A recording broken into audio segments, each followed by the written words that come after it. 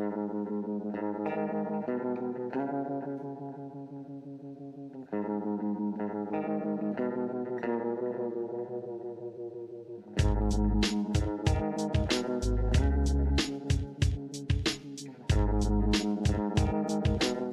back to Appalachian Dim Sum. Where entertainment is our comfort food. And this is episode number 66. Yep. This is like the fourth week of us getting together every week, I think. Hey, with an idea that was literally born, 28 hours ago? It really was. We're going to talk about this week. I'm like, I don't know. I don't think that's exactly what it was.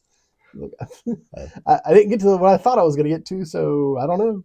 This is going to be dubbed the Blue episode. That's right. Because I think you finally saw it. I'd seen it a while back, talking about Song Sung Blue. You're like, I think I could talk about this. I was like, man, I'd love to talk about it because it's an awesome movie. Because I remember you telling me about it, and when the wife was like, I'm going to watch this, I'm like, well, hey, scoot over. I'm going to watch it with you. Yeah. And then I was like, well, we just been talking about Satoshi Kon. We just did Paprika, and we've done some of his other stuff previously. I was like, that's perfect blue. There's two blues. I was like, why don't we just go with the blue thing? And I was like,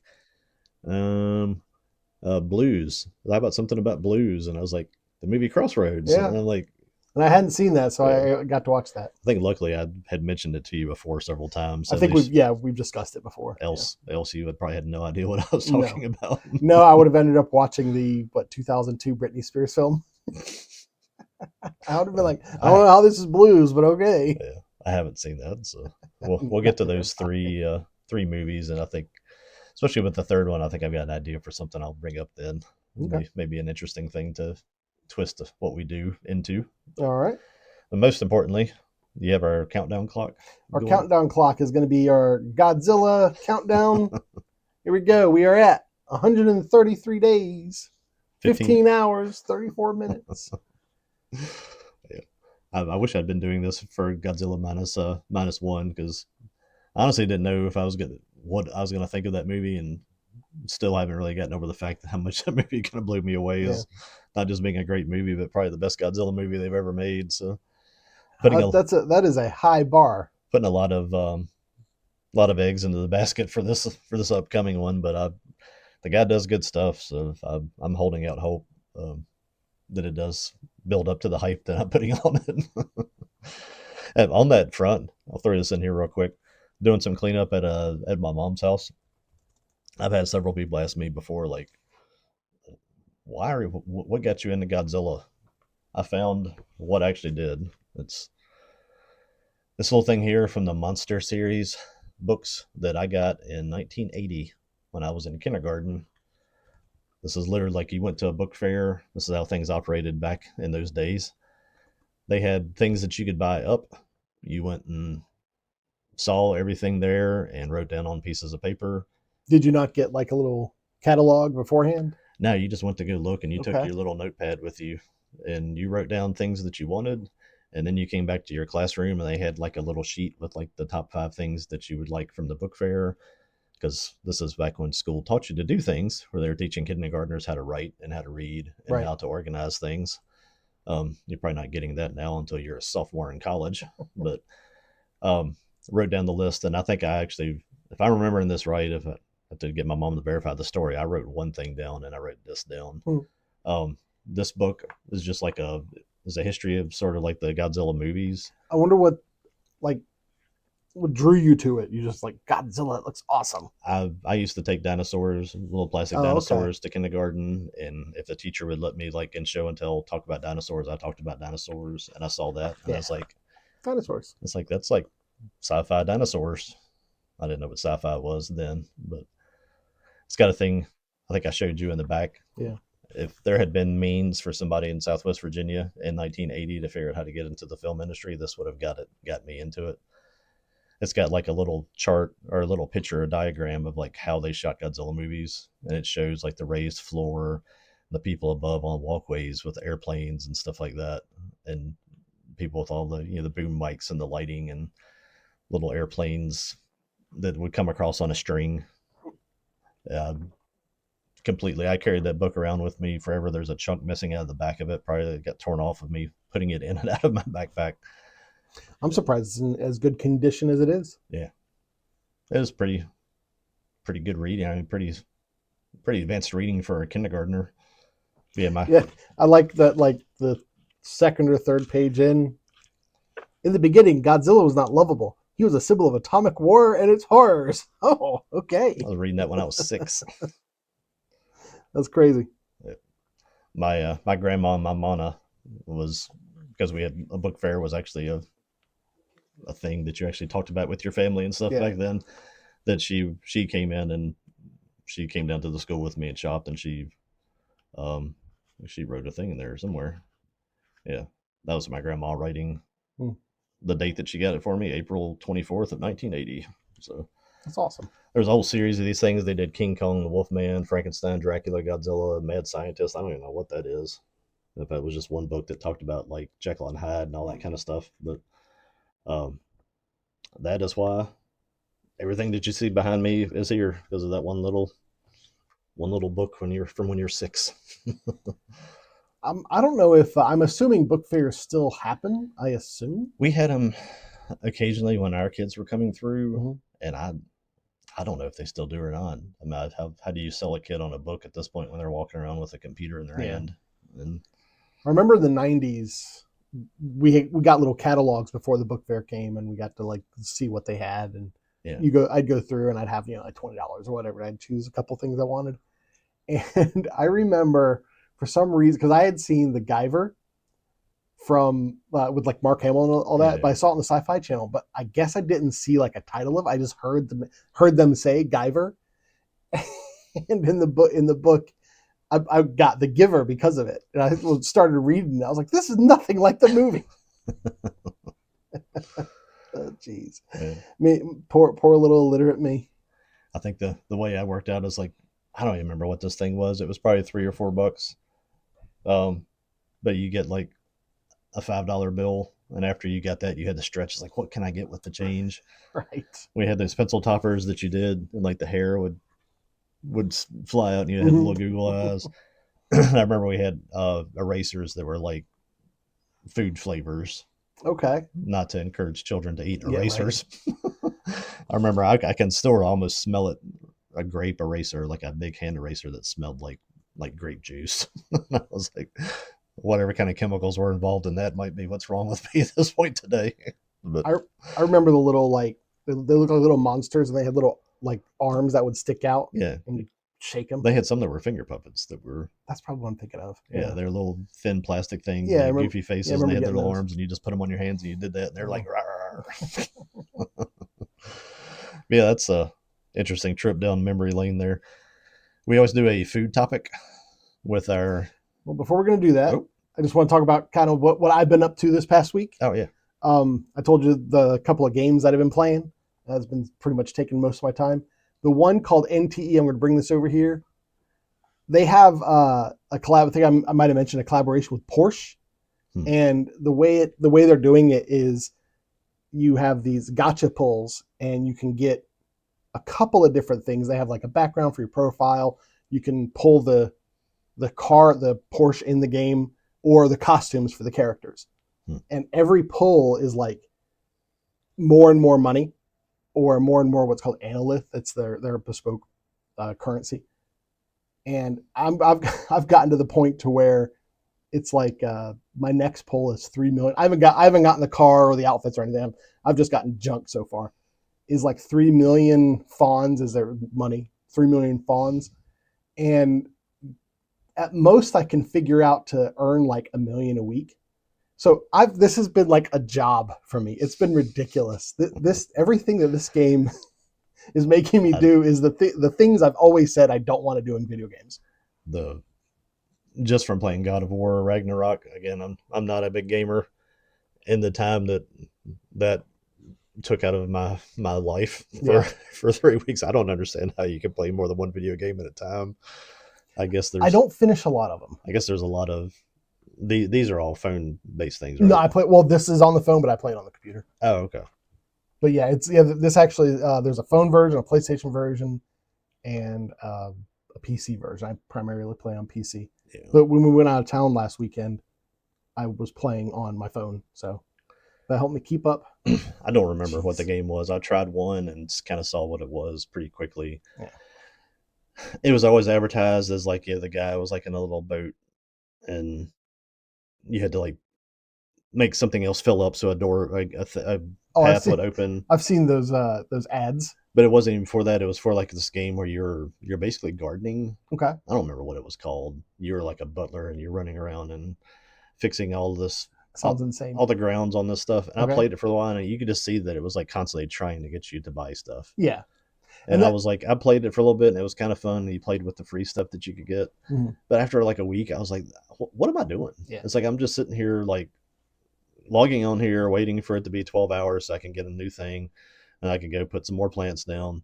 And then it's going to be like, it's going to try to run ads and it's going to try to get me to buy another game or wants me to spend money. Oh, you could fix this garden and do this if you buy this. And I'm like, did I ever tell you about Simpsons Tapped Out with me? I was just like, uninstall. Yeah. The Tapped Out? No. Yeah. Oh, goodness. This was back in like 2012. It had to be like 2012, 2013. And it was like the first smartphone I had gotten, because like before that, it was all just like the flip phones. Yeah. And I was looking at the games that were available and I love The Simpsons, and I was like, this looks like a little Simpsons Sim City. Yeah. And that's exactly what it was. You get your little building, you put your building down, you connect it with roads, and each building you put down gives you a little character, and you tell the character to do jobs, and you earn money. It was like Sim City, Springfield. It was great. And they had the bespoke currency for them was donuts. Makes sense. Homer. But you didn't get very many donuts for free at all. Yeah. And that's how you bought new buildings. That's how you got new characters. So like Halloween comes around. Hey, do you want Bartman? Well, you have to buy the tree house that has Bartman in it, and it costs you X number of donuts. In about 3 months, I spent like $200. After that, I was like, no, uninstall. I was like, I can't do this. It was fun, but it really, there's a term called fear of missing out. Yeah. Fear of missing out is huge with me. I'm like, that gets me. It really does. The most recent game that I've played is God of War Ragnarok from however many years ago that was now. What was that, 2018 or something? Or was it was maybe a little bit later than that. And I still have Plants vs. Zombies over there on the desktop.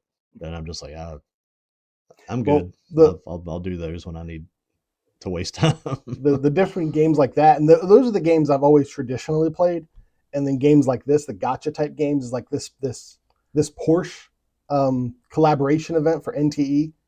As far as I know, it's going to stop, and then people will never be able to get this Porsche stuff again. And that's the fear of missing out. You got to get it right.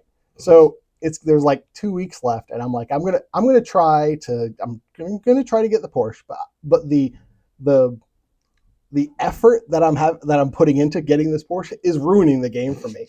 I'm like, even if I get the dang thing, I don't know if I'm going to want to keep playing. I've played through the main story. I've gotten to what's called end game, which is just busy work. Like the story's over. Yeah. Now there's just busy work to keep up. And I'm like, after this Porsche event is over, get it or not get it, I'm probably just going to dip out. I'm done. God of War kind of cleared that up for me too, about how the post game stuff is just such a waste of time. Yeah. That I went around and spent 2 hours trying to find the ingredients. They're all in these little hard to get to places, and you're having to stop and look up and see where you're on the map and blah, blah, blah, blah, blah. So I could get back, throw them into a pot, and make a rainbow for 2 gay guys that were involved in the game. And I was like, what did I just do? I was like, did I just do? I literally spent 3 or 4 hours to make a gay rainbow in a Viking game. It's like, yep. I'm done. I'm not playing any more of this. Did you ever look at the trophy list for it?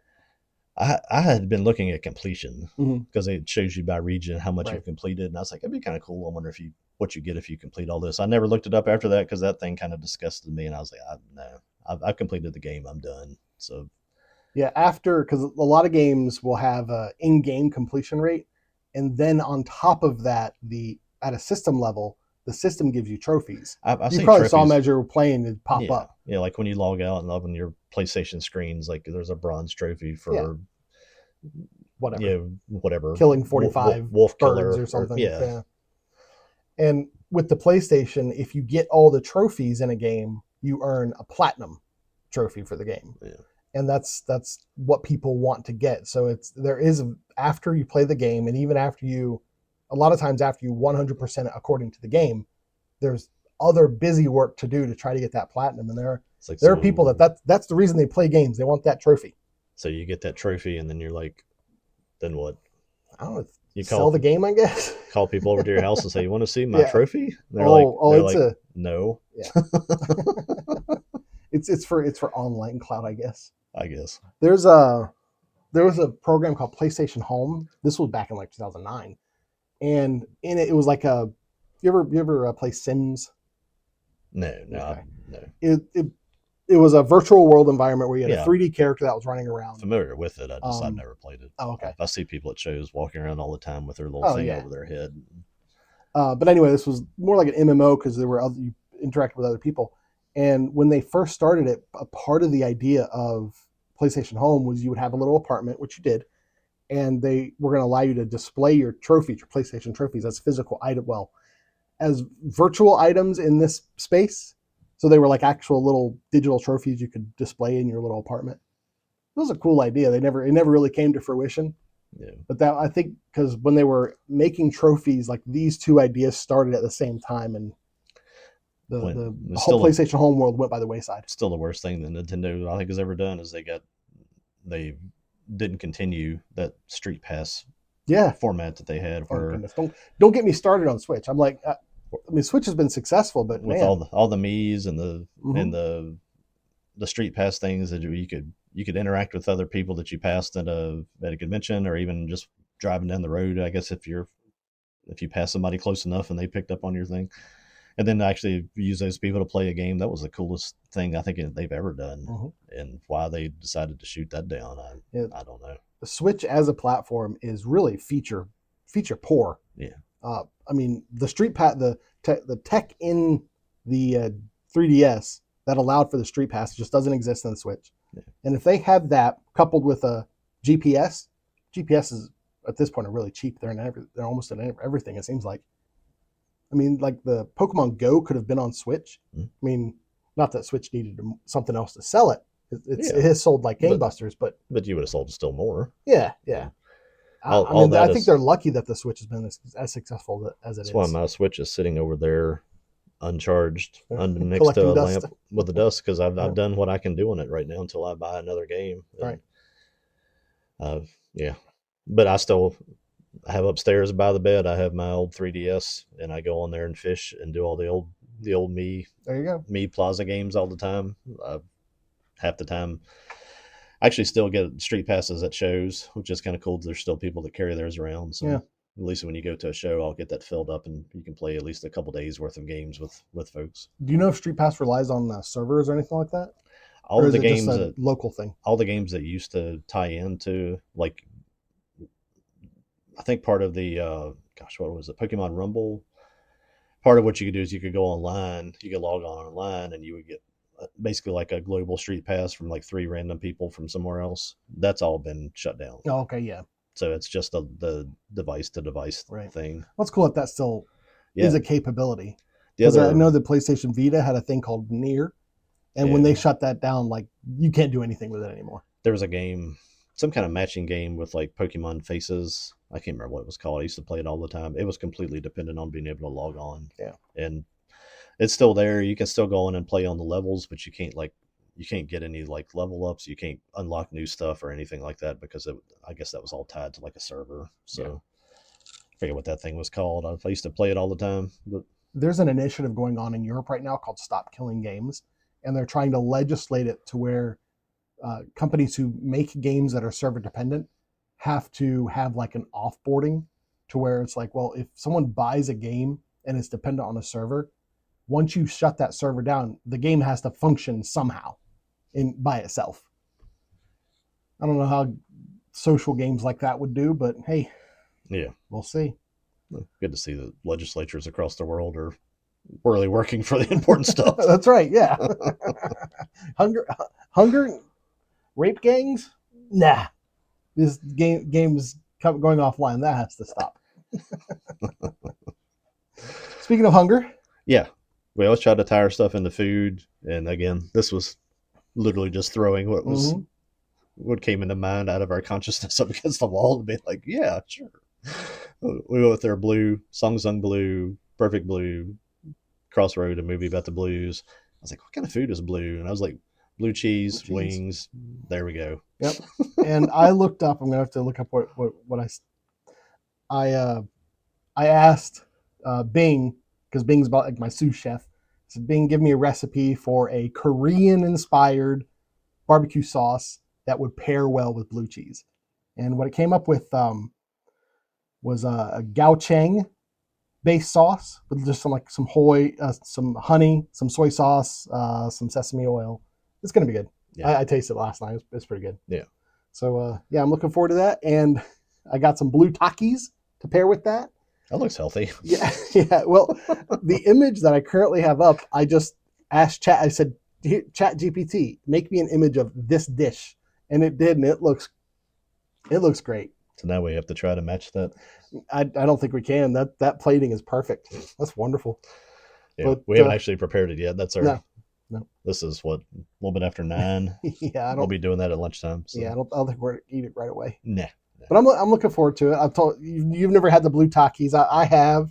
I told you they're not as good as Fuego, but they're blue, so we're gonna keep up with that. It's a pretty good throw together for a theme. Yeah. Within about 30, maybe 36 hours ago to now. Yeah. All right. We're nothing but, or not, whatever the right way to say that is. We're nothing but creative or not creative or something. It's spontaneous. Yeah. Yeah. It's last minute inspiration. Yep. All right. Well, we're gonna take a break and we're gonna talk about our first film, which is gonna be Song Sung Blue. Yeah. All right. We'll see you.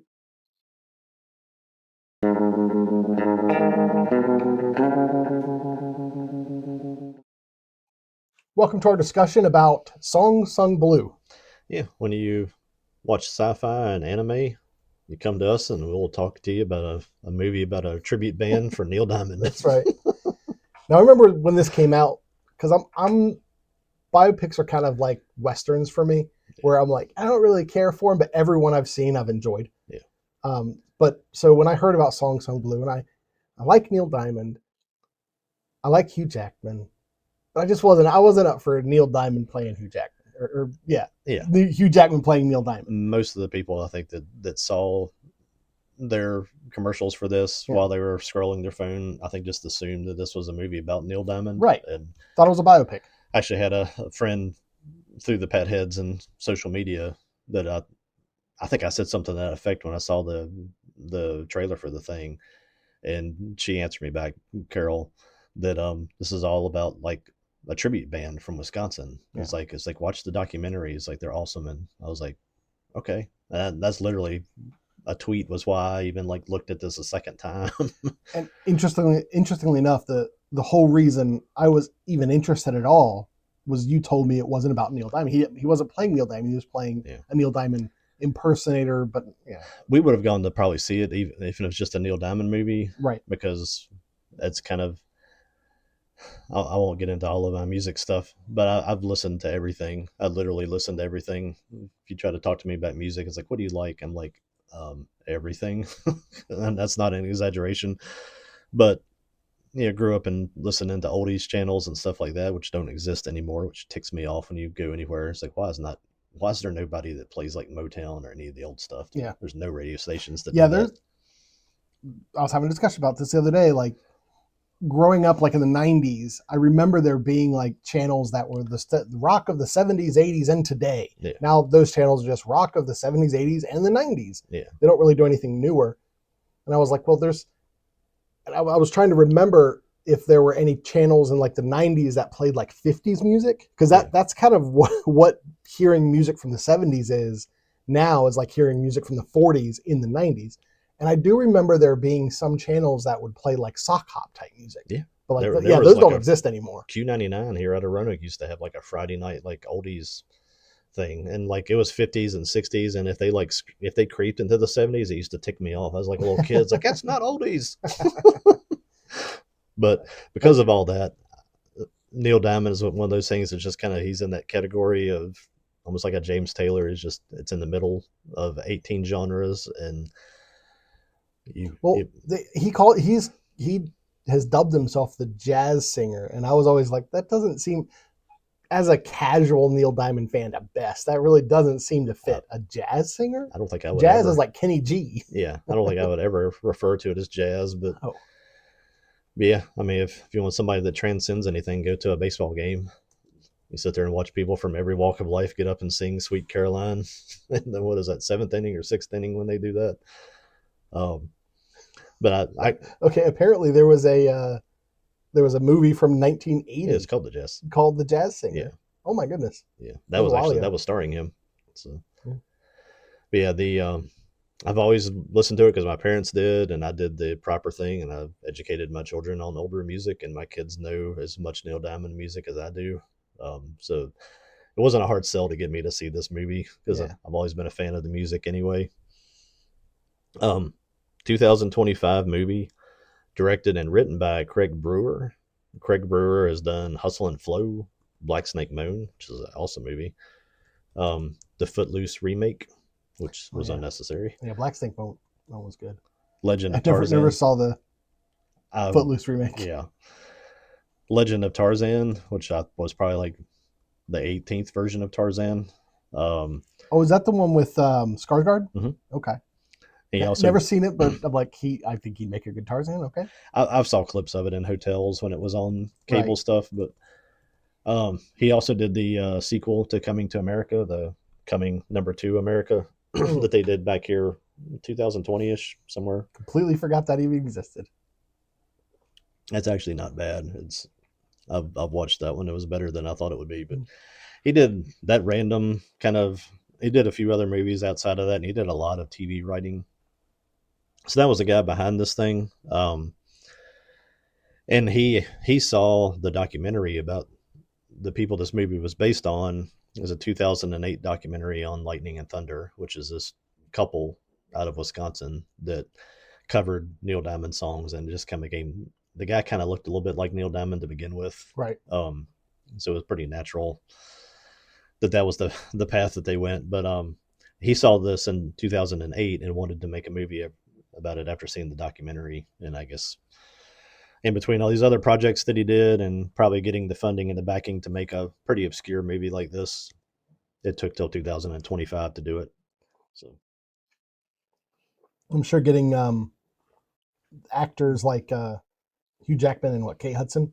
Yeah. I'm sure that helped get it actually produced. Get a couple of big names on board. Yeah, probably one of those movies that doesn't work very well if you don't get the right people. Right. And this was a pretty fortuitous, I guess, aligning of actors and actresses for this movie, especially if you actually knew the documentary and knew the people that they did. Excuse me. They did a pretty amazing portrayal of the story of these folks. Run through kind of what the movie's about real quick. Sure. It's about Lightning and Thunder. Hugh Jackman playing this guy named Mike Sardina, and Kate Goes Hudson. by Lightning. Yeah. Kate Hudson playing Claire Cartwright. They both were performers doing local things, county fair type stuff. In the movie, they meet at the Wisconsin State Fair in 1987. Mm-hmm. A whole group of impersonators. There's like a Buddy Holly guy. One was like a James Brown guy, I think maybe. Yeah. I forget who else. There was, of course, an Elvis. Yeah. And they wanted him to be who? Oh goodness, who did they want him to be? Well, they had him step in with it was almost like a Motown type band. Well, that was his regular job. Yeah. Yeah. But she was like a Patsy Cline impersonator, mm-hmm. And the way they kind of do it here is they kind of portrayed them meeting at the fair, and then Don Ho. He was supposed to impersonate Don Ho, and he was like, "I'm not doing that. I'm going to be Lightning." Yeah. Yeah, I forgot about the Don Ho. I was going to say Don Knotts, but I was like, that's wrong. A little different. A little bit. Background is, these are sort of Midwestern, just kind of average people. Claire is divorced, has a daughter and a son. Mike is divorced, sort of has an estranged daughter. He was like an ex-Vietnam like tunnel rat. So he's a veteran. I think they even kind of start off kind of showing that he's in AA. So has troubles with alcoholism. Yeah, I think that's how the movie actually starts. Yeah. And then they get together and decide to start singing Neil Diamond stuff. And yeah, because she recommends that to him. He's like, you kind of look like Neil. yeah. I think they like even hold up a record. Yeah, Hugh Jackman did a pretty good job of he did. kind of, whether that was all hair or there's a little bit of movie magic and implants or something going on there. They made him look like him. They start to play locally. They build a series of local successes. They start. I think it was after getting like accidentally booked at like a biker bar where they got in a fight over like taking the name of Neil Diamond in vain. Yeah, I like how because apparently he's a real life fan of Neil Diamond. He wasn't just like, hey, I'm going to impersonate Neil Diamond just because I kind of look like him. Yeah, he almost idolized Neil Diamond. Yeah, and he really wanted to start the Neil Diamond experience is what he would call it, because he didn't want to be an impersonator because he thought that was disrespectful. Yeah. He's like, I'm going to it's almost like a tribute band. Yeah, and everyone told him you got to start with Sweet Caroline. And he's like, no, we're not starting with Sweet Caroline. We're starting with Saloon. Yeah. And I liked that because that's one of those songs. My parents had like the Neil Diamond CDs and whatnot, and I would hear that, and I always thought that song was really, really cool. Yeah. I had no idea what it was saying, but it was fun. It was one of those things that was kind of in the same vein for me when I was kind of growing up. It was almost like Paul Simon, where he started to do, again, all the stuff that you wouldn't be allowed to do today, where he was sampling and he was actually working with like a lot of like African musicians and kind of mixing that in with pop music. And it's how you get exposed to things that you've never been exposed to, was through stuff like that. Suleiman was that same kind of song. Mm-hmm. But when they were at the bar, some people were like, sing Sweet Caroline and that kind of stuff. And someone said, Neil Diamond sucks. And he just went off on the dude. What'd you say? The guy who was their manager, Jim Belushi, he did a great job in this movie. He was the guy that was kind of getting in their bookings and stuff like that. And he had the Wisconsin accent down. He's gotten much older too, so he probably had aged into this role pretty well. But yeah, he accidentally booked him in a biker bar. It's almost like Blues Brothers when they go to play at that place in Texas and they sing rawhide to those guys. Dr. Dave Watson, his dentist. What was his deal? He was like their manager, wasn't he? Yeah, he became. I think he became like their financial supporter. So he kind of backed a lot of their. Okay. He's like the producer. Yeah. Okay. Yeah. Makes sense. Yeah, he's the guy that Jim Belushi. I like that scene where they were talking about working together, and then afterwards, Jim Belushi character, stood up and he had a bullhorn and he was doing like bingo or something. Really showed the scrappy nature of these characters, these people, and the environment that this all happened into. Yeah. Just kind of, I think, kind of rural Wisconsin was probably a lot like southwestern Virginia, just flatter. Same kind of people, a lot of farmers and one of the thoughts I had about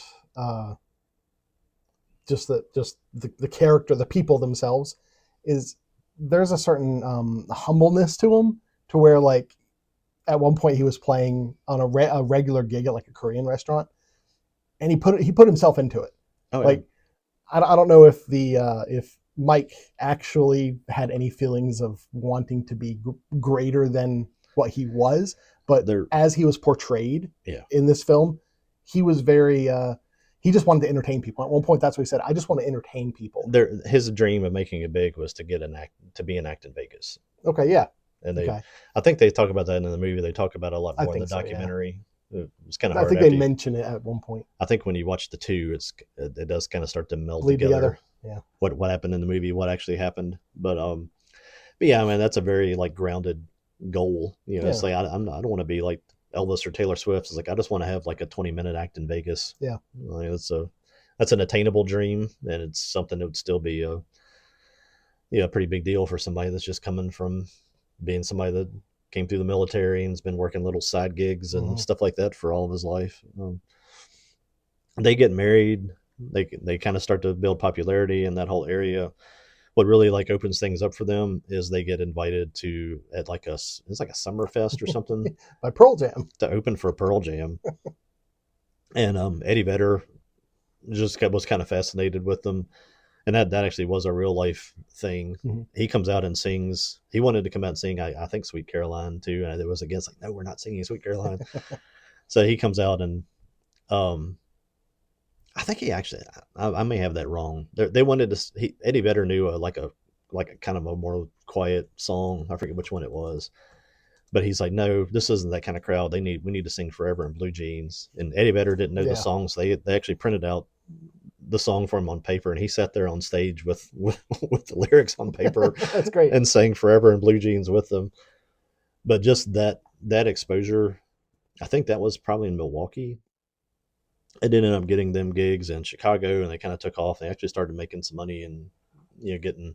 Now in the film, what it seemed like, because the film is very very much truncated. Yeah. Because I didn't watch the documentary, but I just looked up some facts of their actual life. It really does condense kind of multiple things like 12 that years. spanned over time into a smaller period. They were married a total of 12 years, and the amount of time that the movie takes place over, you could say two maybe 3 years at most. Yeah. Because like the kids don't grow any, the son has braces the whole time. Yeah. So it's just a couple of years. Yeah. So the timeline after the Pearl Jam show, it was almost immediately that tragedy befell. Yeah, and it was actually 4 years later when that happened. So, yeah. But yeah, 1999. And it's one of those things, this movie, for just being a small movie about these things, really takes you on a roller coaster ride of just, emotions going back and forth, where you see some of the tragedy that kind of surrounds their life and their situations. And then it's like, oh, they're starting to win. And then like something happens. Yeah. And then they're like, oh no. And then something good happens, and they kind of recover, and they keep fighting back. That's really what kind of endears you to this movie, is the way these people just fight just for what would be considered table scraps to somebody that's really famous. Yeah. But in 1999, she's out. They live in a lower middle class neighborhood near a highway. She's out working in her garden in front of her house, and a old guy just like falls asleep, runs through a stop sign coming almost like perpendicular at their house, and just blows the stop sign, comes across, runs over her, smashes her into the house, and takes her out, takes her leg. Yeah, I think I've seen like the local news reports on that. I think some of that's in the documentary. She was like pinned up under the car. Yeah. I think they thought she was dead, and they were kind of like, how do we get this car out? And it was like, she's still alive.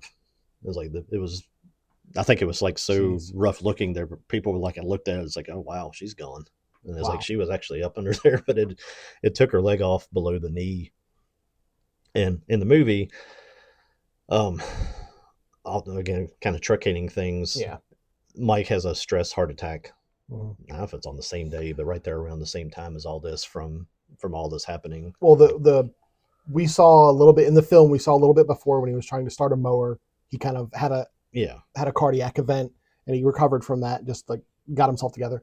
But in the hospital where Claire's being worked on, and they're trying to save her life, he has a cardiac event, and he takes Rachel into another room, and he's like, you've seen the show you like, right? ER, with the doctors.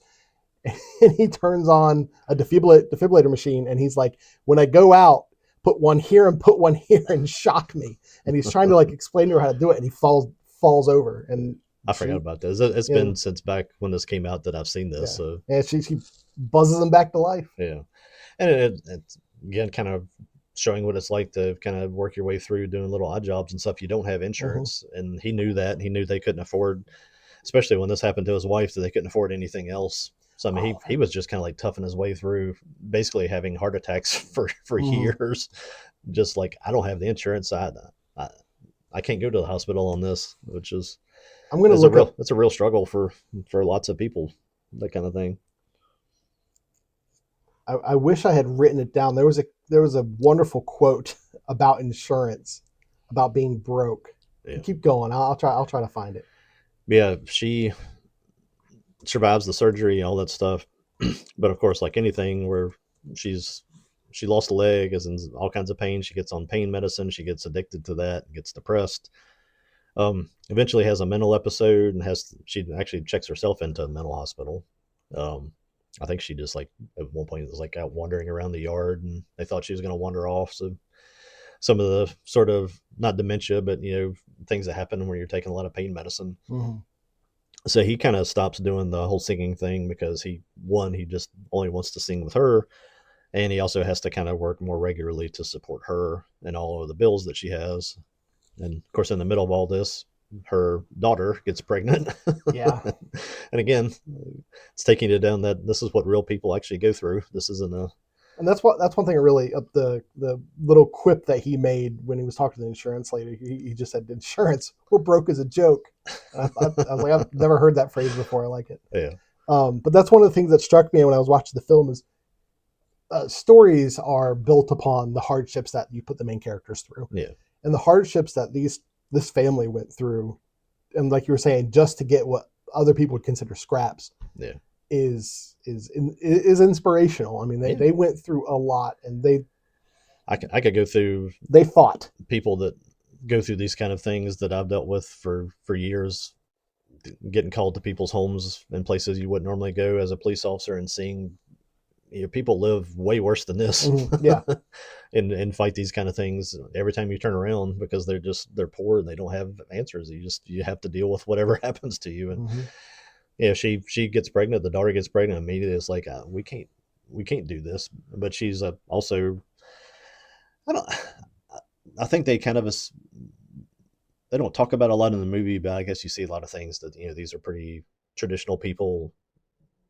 I don't know that you'd call people that go around and sing in clubs and drink and smoke necessarily great Christians, but I think they at least had that background. Yeah, salt of the earth is what we call them. And they're like, they don't even consider, we could just abort the baby, because that's what most people would do. And she's like, I wasn't paying attention to social issues around the time this film was made. Yeah. I was, in high school and college and stuff, so I wasn't really a part of I didn't hear what other people were saying, but was it like in the late 90s and early 2000s? I mean, I know abortion was available, but was it something that your average person would think of? I don't know, because at that time I would have been in high school, going into college. Yeah, so it's but, I don't know. I mean, like I said, I mean, abortion's been a thing for time immemorial. I mean, it's been forever. But I just don't know if that's something that your average person would consider. I think it's magnified as an issue because of social media now. Oh, of course, everything is. It probably was more of that sort of quiet thing that you went and did, and you didn't make a big deal over, and you didn't go shout to your friends about, look what I just did, right? Because it was frowned upon, as it should be. But she immediately recognized, like, I can't raise this child, so they're like, they're just going to find another family for her to. The moment that Rachel told Mike that she was pregnant was when she was having to get to work, and her car was overheating. And he was showing her how to do a patch job. He had this liquid that would put this material into the radiator, and it would solidify and patch up the hole. And they were talking about life in general and whatnot. And she told him, I got to tell you something, I'm pregnant. He was like, how far along? 4 months? And he's like, I can't believe I didn't notice. It's life. I mean, yeah. And he was like, he broke it down using his military training. He was like, okay, well, what's the situation? All right, so what are you going to do? Okay, so who's going to help you do that? Then help break the problem down to smaller things to consider that helped her come to a decision and make a plan. It was a great moment that showed the relationship between the two characters. Yeah. And just little things like that kind of show that at least the people that made this movie going back in and kind of researching these people's lives of the struggles that you go through, is that's the fact that he was getting some, like, the cheapest thing you could get to patch a hole in a radiator. Yeah. And you just don't go take it to a mechanic and fix stuff. People didn't have a lot of money. You had to figure out ways to patch stuff to keep your car running so you could make it to your jobs. And so that's the everyday struggles that a lot of people in all the flyover parts of the country, with air quotes around flyover. Yeah. That's just how they live day to day. And it's not one of those things they complain about. It's just the way that things are. And so they start working on this plan to give the child to another family. She gets a prosthetic leg, and she's kind of working through being able to use that. You see her struggles. Yeah. I had a great uncle that just up the road here that way back, I think in like the 50s, maybe early 60s, rolled a lawnmower over on himself and had his leg cut off at basically the same place when he lived down here on a turkey farm with nobody around, and basically crawled from his upper farm where he had the garden and stuff up there all the way back down to his house so he could get to a phone to call just somebody local can you come get me and take me to a doctor? Wow. Because there wasn't like an on-call rescue squad or anything.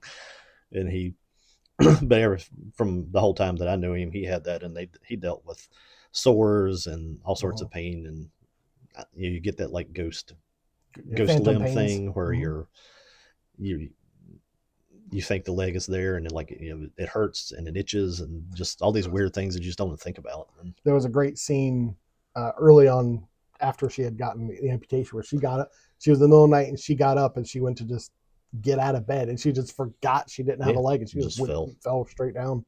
I won't get into too many stories with him. One that we loved from my Uncle Marshall, his fiberglass leg had a hole in it for ventilation. He got pretty good at walking around with it to where you didn't know, but we would go to restaurants and he was always looking for like little kids, and he would find a little kid sitting at a table and get his attention and like pull his pants leg up and stick like a straw through the hole. And you'd see like these little kids like freak out, and they'd like pulling on their mom's like shirt. It's like, that man's got a hole in his leg. And of course everybody would like look, and he'd be sitting there just eating his dinner, and he'd look up at him like, what? And we'd all be sitting there trying to keep a straight face, because we saw him do that every time we went into like go eat with him and stuff. But he had a good nature about the fact that he'd lost his leg. But anyway, she gets the prosthetic leg. They start performing again. Kind of start to rebuild their fame a little bit. Yeah, it shows a little bit of her struggles and whatnot, but once they get through that, because at one point Mike had like given up on the dream kind of thing. Yeah.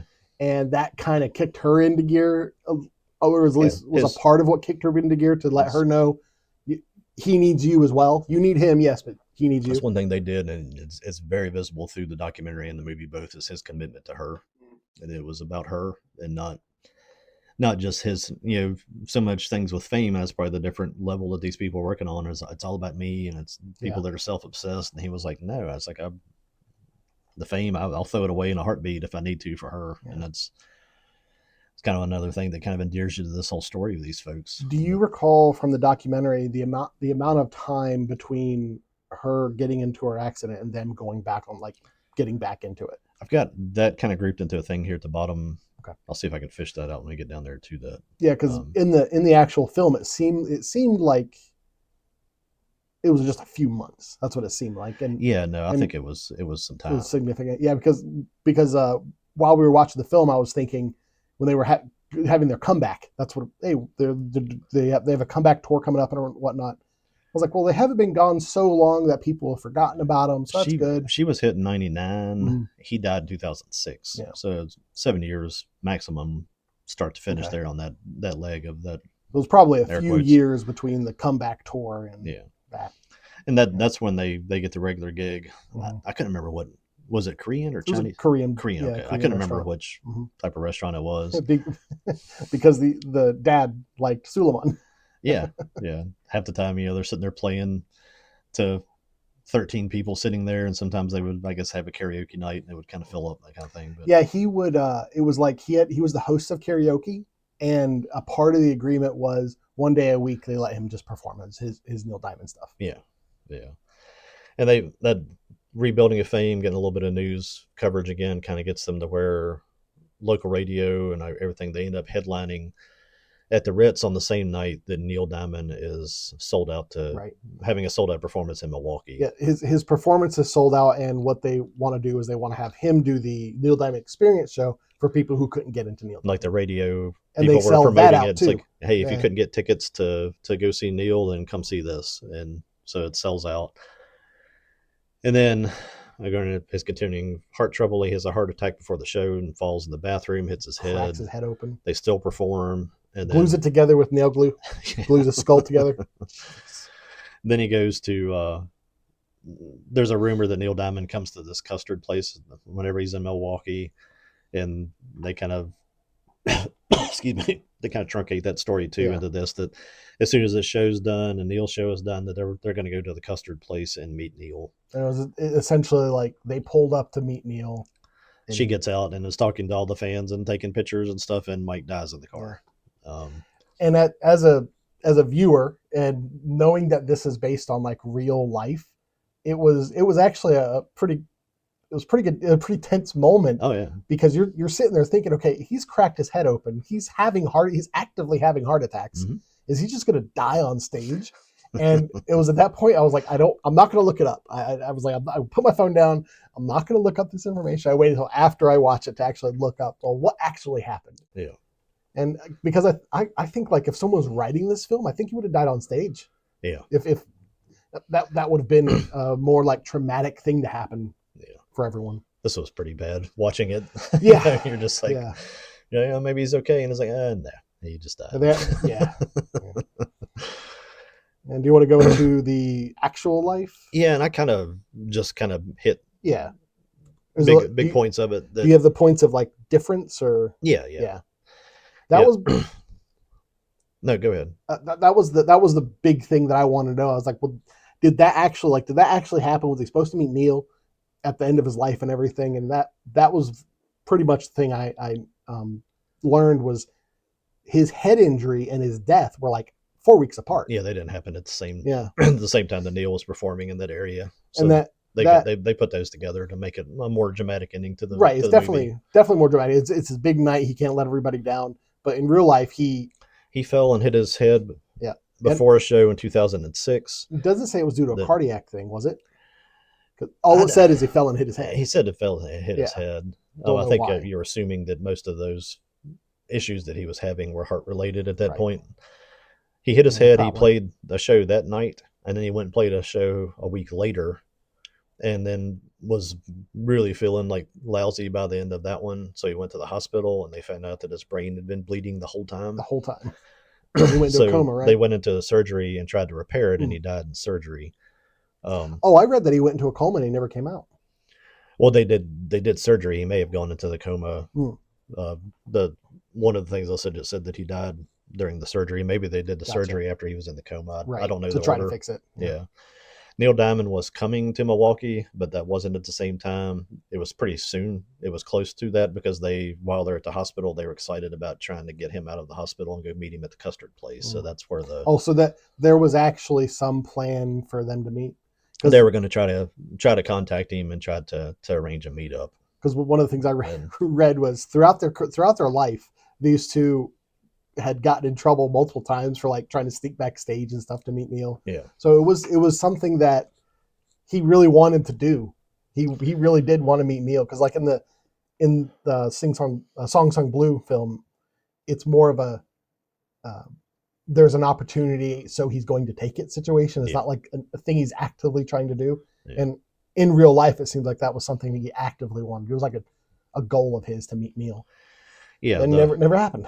Yeah, the reality of the movie and stuff, it was all kind of fact based. It was just that they, like I said, they truncated a lot of stuff just to make it fit into fictionalize it, make it a little more compelling as a narrative. Yeah. One of the interesting things is like Mike was not just a Neil Diamond impersonator, whatever dude. He had a cover band.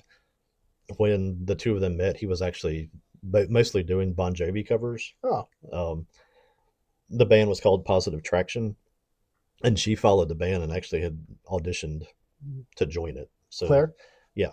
So it wasn't like they were just two performers that happened to accidentally meet. She mentions in the film about knowing, like, I don't know the exact, maybe that was what she was talking about. I don't remember the lines, but she mentioned knowing him before and being infatuated with him. Yes. So that was true. It was because she followed the band and I think was kind of had a thing for him just from seeing him perform and was trying to join the band.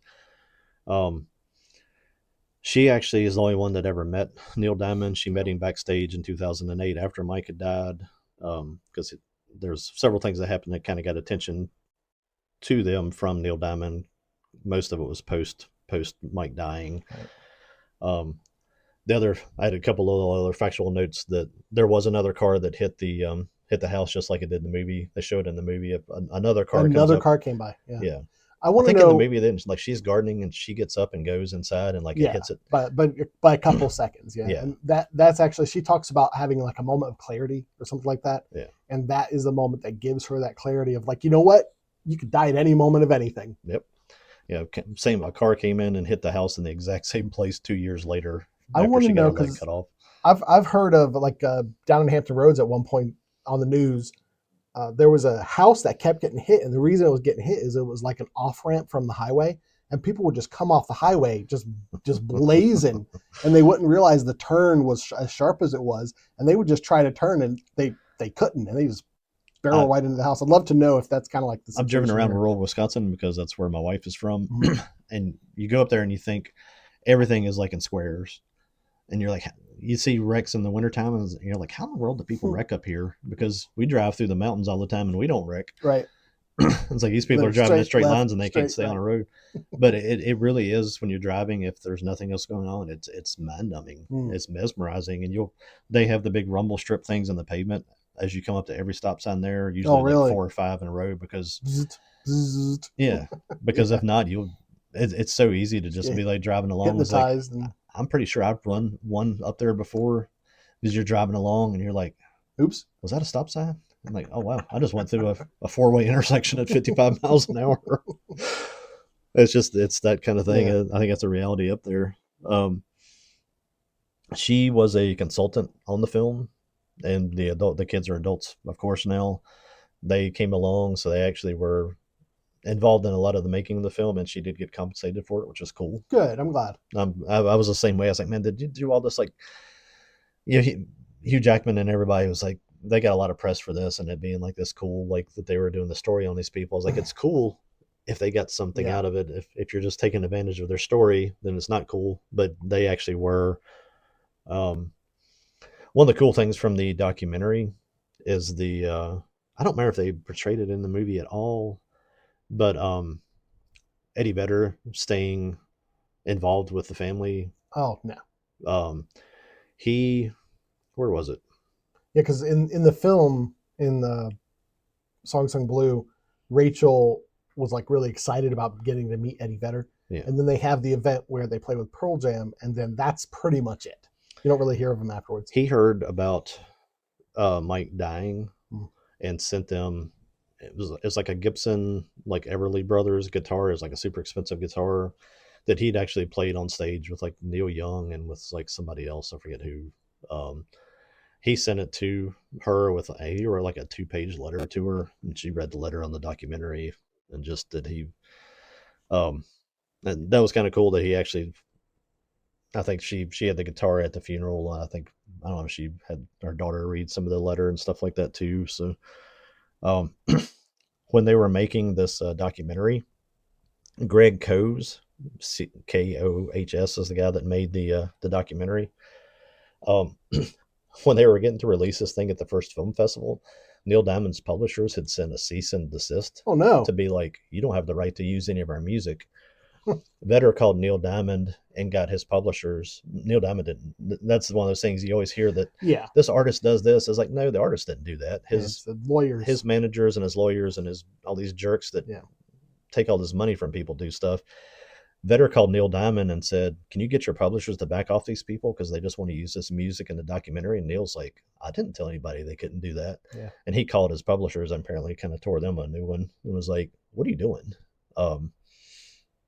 So the two of them actually stepped in and let them get the documentary released. It wouldn't have been able to be shown anywhere because it had the music all the way through it. Right.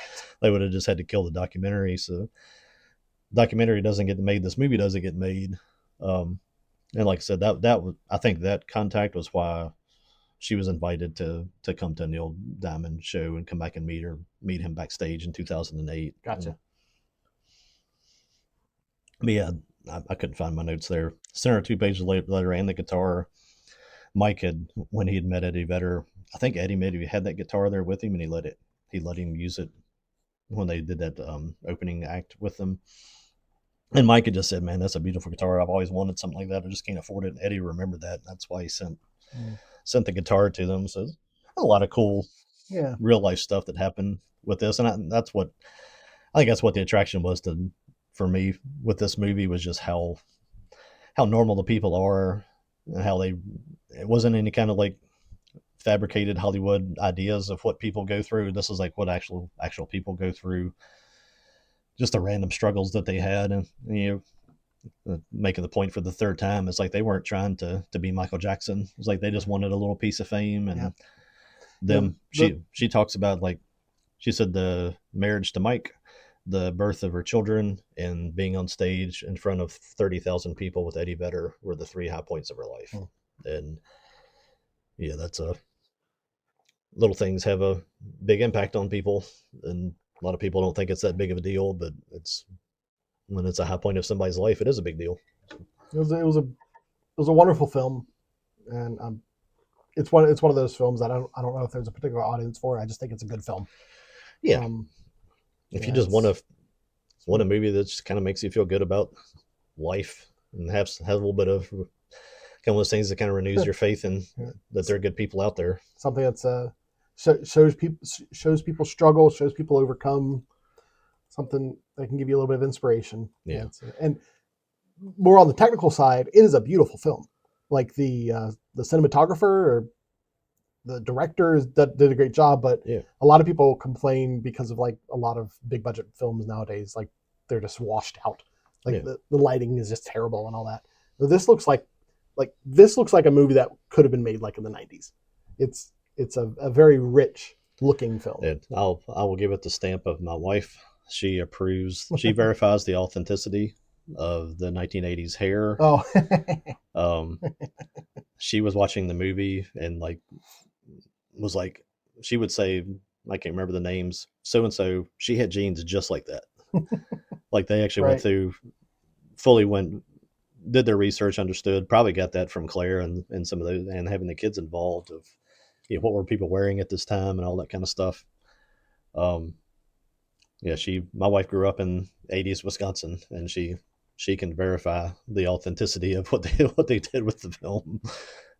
One of the things I remember, hair and all that stuff. I remember thinking while I was watching the film, because at some point early in the movie, they were watching TV and they were watching The Nanny. And I was like, wait a minute, because you're right. It's like 80s chic, really. Like it's all 80s style and everything. And I was like, when does this take place?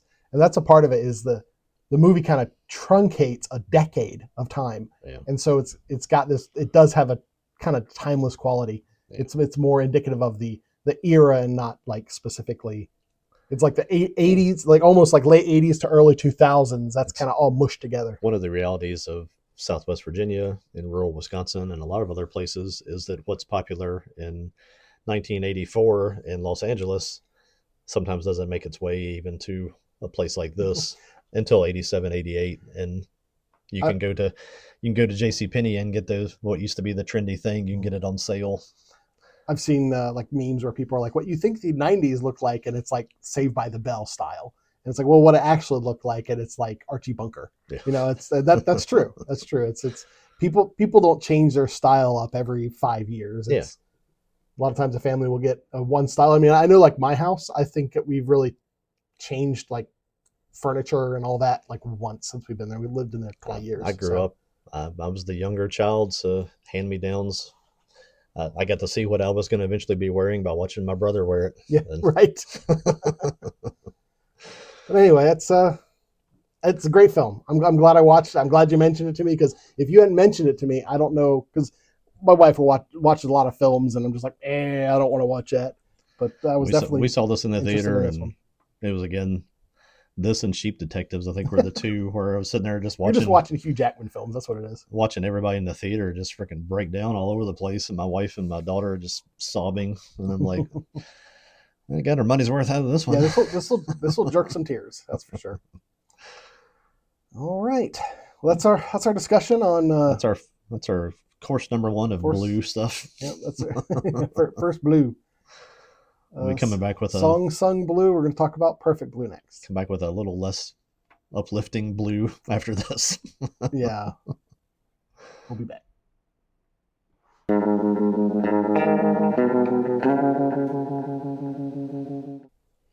All right, we're back with our second serving of blue on our Blue Day. Talked about Song Sung Blue, and now we're going to be talking about Perfect Blue. I think we kind of came around to that because it seemed like some another, and talking about anime and stuff, we keep coming back to Satoshi Kon. Yep. Just naturally, because I don't think you can talk about anime and not talk about him at some point. And what was it we were watching where you saw Paprika on? You were finding on daily. That was to get expelled in paradise. Yeah. Yeah, or Expelled from Paradise. That was where you realized Daily that Motion, where you hadn't actually seen Paprika, right? so you watched that, and or at this point we talked about everything that Sakoshi had Khan had done except for Perfect Blue. So it was like, well, let's just go ahead and cover that too. And I guess in typical organization that we usually do, we're doing it in reverse order. Yeah, this right. is his first film. It'll be the last one we talk about. Um, Perfect Blue was a 1998 film based on Perfect Blue: The Complete Metamorphosis, which is a light novel written in 1991 by Yoshikazu Takuchi, All right. or Tek, I think that's right, Takuchi. From what I've understood, the movie expands on the idea and does a much the screenwriting part of it really improves upon the novel. I've read some reviews of people reading the novel and they're like it wasn't very good. So that was where the idea came from. It's kind of how I feel about Fight Club. Yeah, I've never read Fight Club, but don't bother. Had a $690,000 budget, which is kind of crazy if you think about all the things we talk about. They're usually in the millions. Well, you could definitely. I rewatched this recently, and you can definitely see it. Oh yeah, is it? Yeah. There's between this and Paprika and some of the other stuff we watched, I'm coming to really appreciate early 2000s animation from Japan. Yeah. I think the introduction of CG into the workflow of anime it's done something, man. I don't know. It all seems kind of plastic anymore. Yeah, there's a fluidity to this. You lose stuff like this that even though it's a little rough around the edges, it's just, I mean, you can tell it's hand drawn. I think that's what makes it so attractive to watch. Absolutely. It made $2.7 million worldwide, and I think that's including this. When you get to something like this, it's kind of hard to pin down numbers on. I think that's including re-releases because it got some theatrical releases again over the years, and I think this separates out again. I really couldn't find hard numbers on it.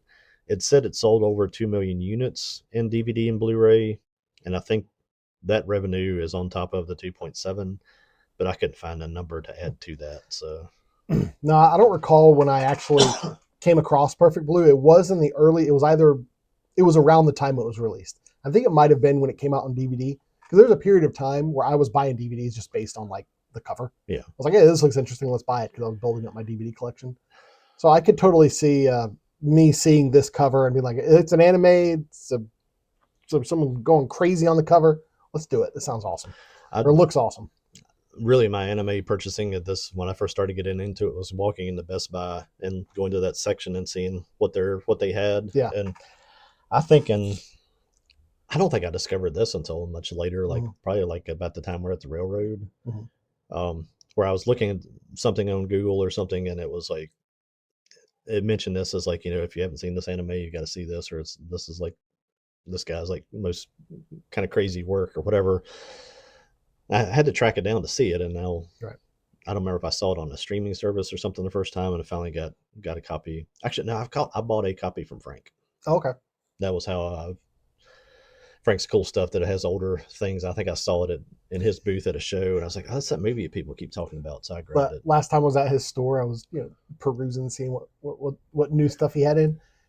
He had a poster for Project A-ko, and I was like, hey, because he sells a lot of posters. Yeah. That one wasn't for sale, clearly, because it wasn't framed or anything. It was just on the wall. I was like, hey, you guys sell that poster? Like, you're like the 100th person we've told this. No. Like, darn.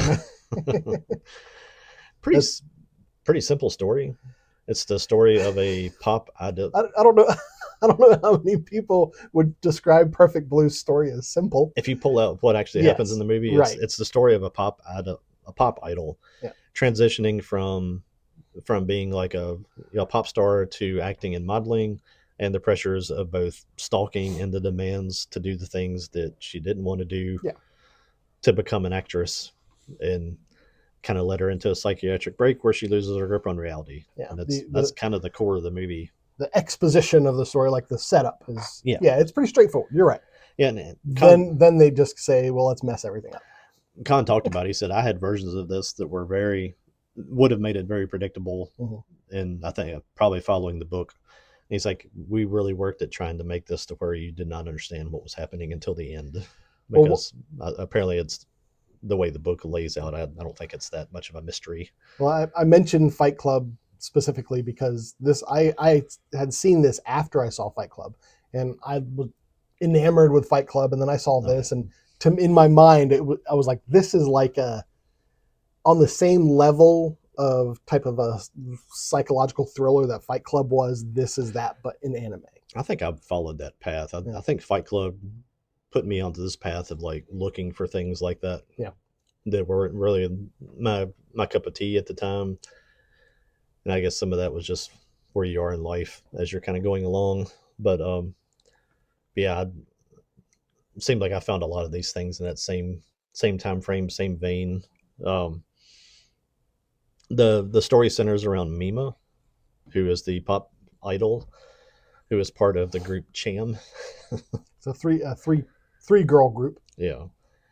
Now this was the first time I'd ever really heard about like Japanese idols or anything like that. Yeah. And with social media and everything, like it's more accessible to the West now, but it's still something that's kind of isolated in Eastern culture. Is this you think idol phenomenon? Now it seems to be more like K-pop things, but it's kind of that's just the same culture that kind of expanded into different parts of Asia. In the West, it's interesting because I think it definitely shows a difference in our mentality as cultures. But like in the West, it's individuals. You got your Britneys, your Christinas, your Beyoncés. Yeah, it's really not pop groups except for men. Taylor Swift. Men are pop groups. Yeah, that's interesting. Yeah, Taylor Swift.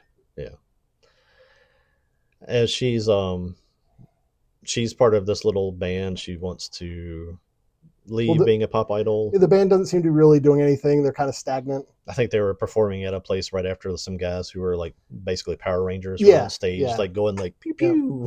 So like at a mall, basically like going through like a con circuit type of thing. Like that's your level of fame that you've attained, and she wanted to do. She wanted something more, so she gets a role on a television show, right? And she's managed by a former pop idol named Rumi. And that's kind of like her lines up her gigs, gets her work, all that kind of stuff. And then at the same time, she learns of a fan site called Mima's Room. And when I watched this recently, it's charming to see a turn of the century film introduce a character to the internet. No, that was a part of it. She was like, I don't know about all this computer stuff. She was like HTTP. Yeah. She opened up a website and said, "Hey, I'm pretty good at this." Yeah. Yeah. Okay. Yeah. Now you know what it's like to try to teach your parents how to use like their iPhone. Right. And you also, at the beginning of the movie, you start to see a guy, really ominous looking dude called Me Mania. Yeah, he's just shown as like, hey, look, here's a creepy fan. That's kind of he's kind of stalking her from. But this website is Mima's Room. Mima's Room, yeah. Yep. And it's almost like the way it seems is it's like a fan story, a fan diary, a diary written by a fan of her life it's portrayed like she's the one that's actually saying it, but it's somebody that she has no idea who it is that's basically recounting what she does every day and how she felt and all this kind of stuff. So that's that level of like stalking and just creepy stuff that.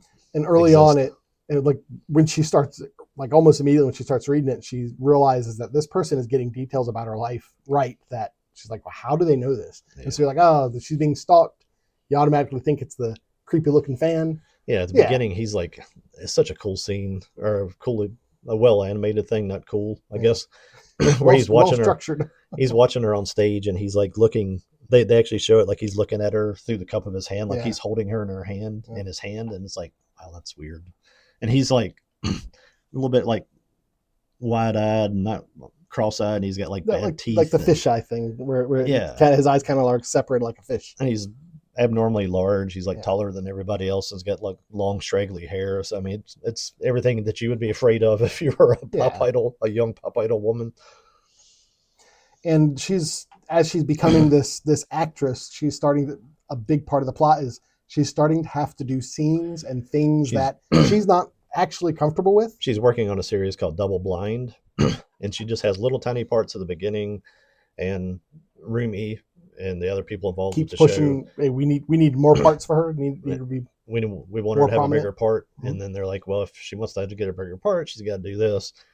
the bigger part that she gets first is doing an exploitative scene where she's like dancing at like a strip club, and she gets sexually assaulted by the patrons, like pulled down off stage, and they. No, you're talking about scene structures. Yeah. During this scene, one of the things they do is they stop multiple times. Director yells, "Cut! We need to reset the cameras." The actor that is playing her rapist, he has trouble like getting his pants down. It gets because like a zipper stuck or whatever. And like that actor even actually said at one point, "Man, I'm really sorry about this." She was like, "No, it's okay. You're being very professional." And then so 2 seconds later, she's screaming again. You know, yeah. It's just so... And it is if this is one of those. It's almost a paradoxical film for me because it is an uncomfortable film. Yeah. But this is one of the films I will recommend to people who are like, I mean, if I know the people won't be uncomfortable, won't be put off by this kind of content. I'm like, if you want to watch an actual film that's anime, that's not just like giant robots and magical girls and stuff like that, watch this. I told you right before we started taping, my wife had never seen this. She watched it with me the other night. At the end of it, she was kind of quiet, and she's like, "That was really good." And then she was like, "I'm glad I was in a good mood today." I don't think she generally cares for something that's that kind of psychologically disturbing. Oh yeah. But even she's a much more of accepting of anime and more of a fan of stuff. We're watching some series and stuff, and she's watched series with the kids as they were growing up, but probably still isn't somebody that would say, "I'm an anime person." Right. Even she at the end of that was like, "Wow, that was really good." Yeah. And it is just a good film. It's undeniable, that part of it. But. And this is also the film that kind of got me thinking along the lines of like, if you want to depict like just depravity, really, do it animated. Yeah. Because the issues and the struggles that they were showing in this, that Mima was going through, I mean, real actresses have to go through it, where they're signed on for a project. Maybe they know that a certain type of scene is going to be coming up. They don't really want to do it, but they're already signed up for the project. They can't say no. They don't feel like they can say no. And so they kind of do it against their will. And I'm like, isn't that in and of itself exploitative? So yeah, like I've got a great idea. How about don't depict depravity? Oh nah, if art without depravity isn't art, man. You can go and depict what happens in a scene like that by showing faces and without the detail. This film would not have been nearly as uncomfortable. Yeah, but I mean, this whole movie is basically a commentary on that type of movie, right? So, I mean, which is why my personal perspective is like, the whole thing animate it. If you feel as if that's vital to your narrative that you want to tell and the experience you want to give the audience, animate. Watching an episode of Miami Vice the other day where Crockett and the female investigator, some of the early episodes, go to hook up, and it's just basically she puts her drink down and she walks down the steps down into the cabin of the boat, and he looks and is like, "Okay." And he puts his drink down and he goes down. You know what happened, or you didn't see a thing. I'm 100% fine with that. Well, I mean, wasn't that a TV show? I don't care if it's a TV show. I'm just saying that's why they made that decision there. If you don't portray the things that you portray in movies, you don't have people that become so obsessive with stuff and are stalking people and doing some of the things actually they do because they see it on film. And one of the films I usually go to when having this discussion is Terminator. If whether or not just a fade to black when Kyle Reese and Sarah Connor made love, if that just faded to black, would their relationship have felt as real? Absolutely. I don't know. Yeah, it's not necessary to make that next step. It's just people wanting to see things that they don't need to see. I don't need it. You can go through and watch movies through the 50s and 60s, and you can get the same emotion out of things, and they don't even show half of what the Miami Vice show showed. Right. And people would talk about these two on screen as the greatest on screen romance of the 50s, and it's like, the guy like took his tie off and walked into a room, and you never even saw the girl. You know what happened. You know what the story was conveying. You didn't see any of that. But we're getting off track of the. Getting back to Perfect Blue. That's my stance is. I think animation is a really good medium to kind of. Yeah, no, it's a better way to kind of if you want to show things, be like, well, we're going to animate it so that we don't have to put real people through it's a better way to definitely handle it. I'm fine in a world where we don't have to handle it. Yeah, I literally cannot imagine what an actress like filming the rape scene that she did in this film would feel like. And she even says at one point, she was like, well, they're not actually going to rape me. Yeah. It's still got to be terrifying. I would say anybody that disagrees with kind of what I'm saying on this, spend 2 weeks watching movies from the 50s and the 40s. Mm-hmm. Watch some of the classics, and you will be amazed at how good those films are, how strong your emotional ties are to the people in the movies. And at the end of it all, ask yourself, what did you see? And you'll be like, I didn't see anything I didn't need to see. These are all PG movies. And it's... You could take all that commentary and apply it to explosions, to violence. I mean, you don't need to have gratuity in films to portray narratives. I like the idea of a Western where it used to be, you couldn't even show the guy shooting the other guy in the same scene. You had to show the one guy shoot, and you had to flip scenes and you had to see the other guy go, because it was too violent to show them in the same frame at the time. Interesting. You don't lose anything there. We've just become animals and we're just used to it. But Mima, because of what she has to depict in the TV show, and it actually shows, I really liked the scene where she comes home and she goes to feed her fish and her fish are dead. Yeah. And I'm like, that is very clearly like death of her innocence kind of situation. Yeah. And she kind of goes off the handle there and starts crying and saying, I didn't want to do it. I felt like I had to. She admits to herself what she had been knowing all along, that she didn't want anything to do with any of this kind of stuff, but she did it because she felt she had to. Right. And this is where she kind of has her first psychiatric break. And she starts seeing, air quotes, the real Mima, which is her in her pop idol outfit, basically following her around like a little conscious on your shoulder character that's always talking to her and stuff like that. And you also start to see... That's literally what that is if you want the technical term for that, that was the moment that she had a psychiatric break. Yeah. And that's... disassociate? That's all the stress of all of that stuff, knowing that what she was doing is wrong, which again, I think kind of re-illustrates my point that if the people that are making it know it affects them that way, then think about how it affects all the people that are watching it. It's like it shows... I think it was even Rumi and I forget the other guy, like her manager, where they were like crying because during the scene because it was so uncomfortable. It seemed like even like on the cast that they don't even name some of the other people because they just are like, these are all just sort of company men involved in this industry. But, then she gets exploited by a photographer that's just doing a photo shoot, and you hear before the photo shoot, they're like, he's known for getting girls to take their clothes off, and that happens, and so now her naked body is just out there for the world to see. And at this point, you see the Me-Mania. He goes and like buys all the magazines because he's like, because he's very protective of her, and he's like, I don't want people to see this, and he just buys everything up. So I don't know, because he thinks that helps. Yeah. And then following that, the photographer, and then kind of down the line, other people involved in the Double Blind series are starting to get like 3 or 4 people, right? Yeah. I think it's at least 3. I think it is 4. Yeah. They start to just get, you see like a news story that this person was like violently murdered and both of his eyes were stabbed out. And it's just like a news story. You're like, what? Like that scene, he was like the director or something. He walked into an elevator, and then the elevator opened up on like another floor, and he was just like slumped down on the wall and his eyes were gone. Yeah. But basically everybody that was involved in all this exploitation of her is just getting stabbed to death. Yep. And really kind of sell it in the movie. And if you don't want this movie spoiled, cut it off right now, because if we haven't already spoiled we spoil everything. we're going to have to spoil it to talk about the rest of it. Yeah.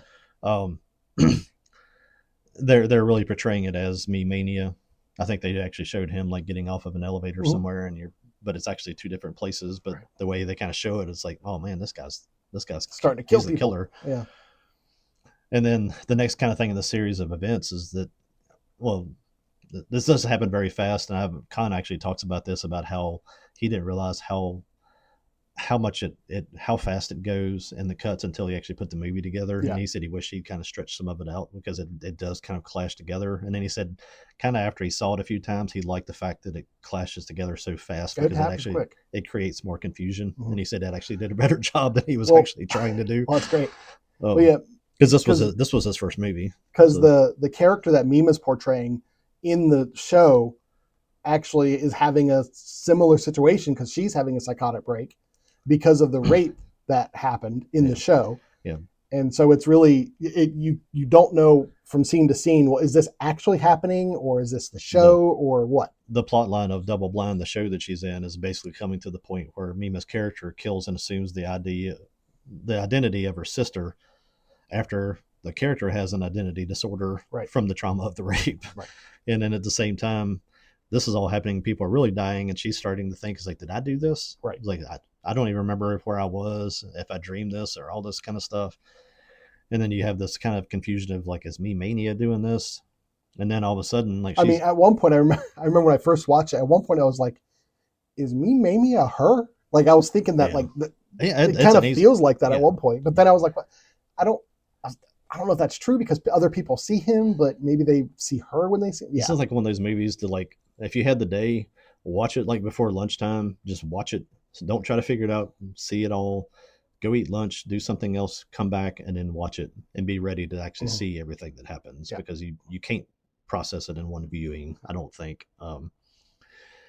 But as the show wraps up that she's doing Double Blind, she's in the studio, she's back at the place where the assault happened and the strip club thing, and Me Mania shows up there and tries to do the same thing to her.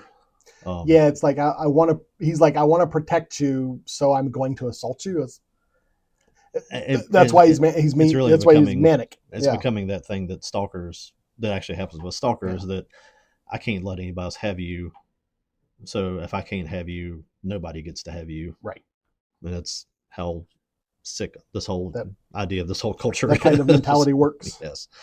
And then she strikes him with a hammer to get away. And then you start to find out that who Rumi is. I guess is the next place to go in the description of this. Yeah, that's pretty much. Because you find out that, who does she bring back? Because she goes and gets someone because she's like, I just killed a guy, come and see him, and he's gone when you get there, which kind of fuels the idea of like, well, is she imagining all this? Yeah. But then you find out that no, he was just dragged to a body of corpses or a pile of corpses added to it by Rumi. By Rumi. Rumi's been killing him. Rumi had sent him there because she was the real Mima, to kill her for trying to get away from being the pop idol and trying to do this new career. And we find out that Rumi has been communicating with Mimania, who is the one who is on the website. He's the one running the Mima's Room website. No. He's the one. Rumi runs it. I thought Rumi was emailing Mimania. So Rumi runs it, but she's also emailing Mimania. I thought Mimania was writing the diaries. I may have got that wrong. I may have to go back and watch it a 30th time to get that part clear. We can just ask Google. The Rumi basically her apartment is an exact replica of Mima's. Yeah. And I had scratched down that she runs Mima's room. Right. Well, I know she was involved, but that she basically was living. She was the one that was always recounting. No, you're right. The AI agrees with you, so you're probably right. Is secretly run by Rumi. Yeah, because she's living vicariously. She's still being a pop idol by pretending that she's Rumi and saying, "This is how I felt today, and this is all I did," and doing all these diary things. And that's basically where Me Mania lives. Is he just lives on this page? Just he can't wait to see. So he's just the one consuming the content. He has to see the next thing that she's doing.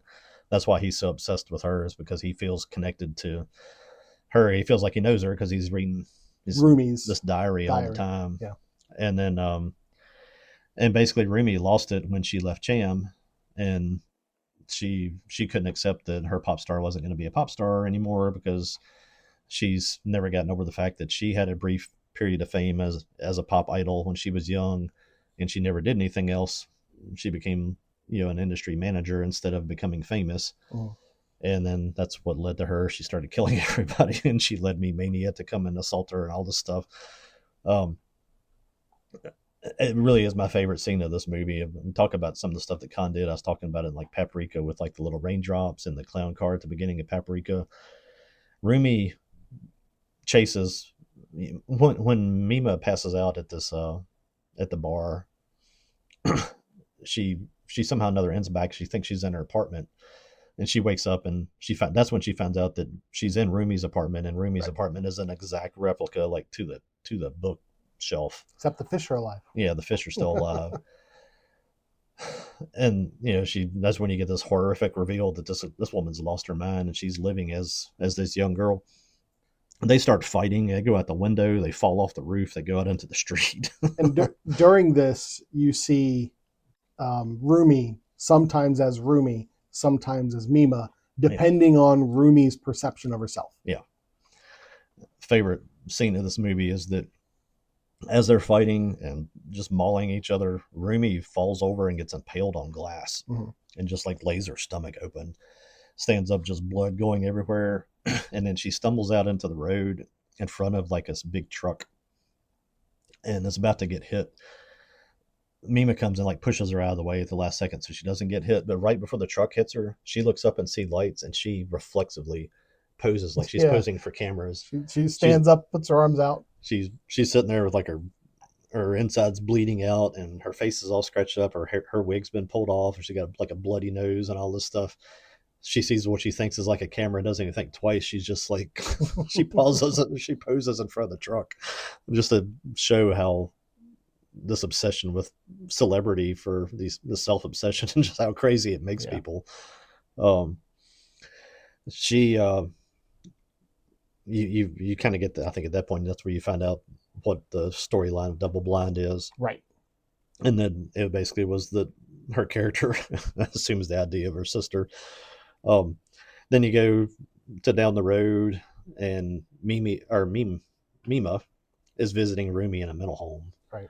And they tell her that Rumi goes in and out of the Mima persona. But she most of the time still thinks she's a pop idol. Yeah. Like she's almost kind of locked back into this illusion that she had of basically being Mima.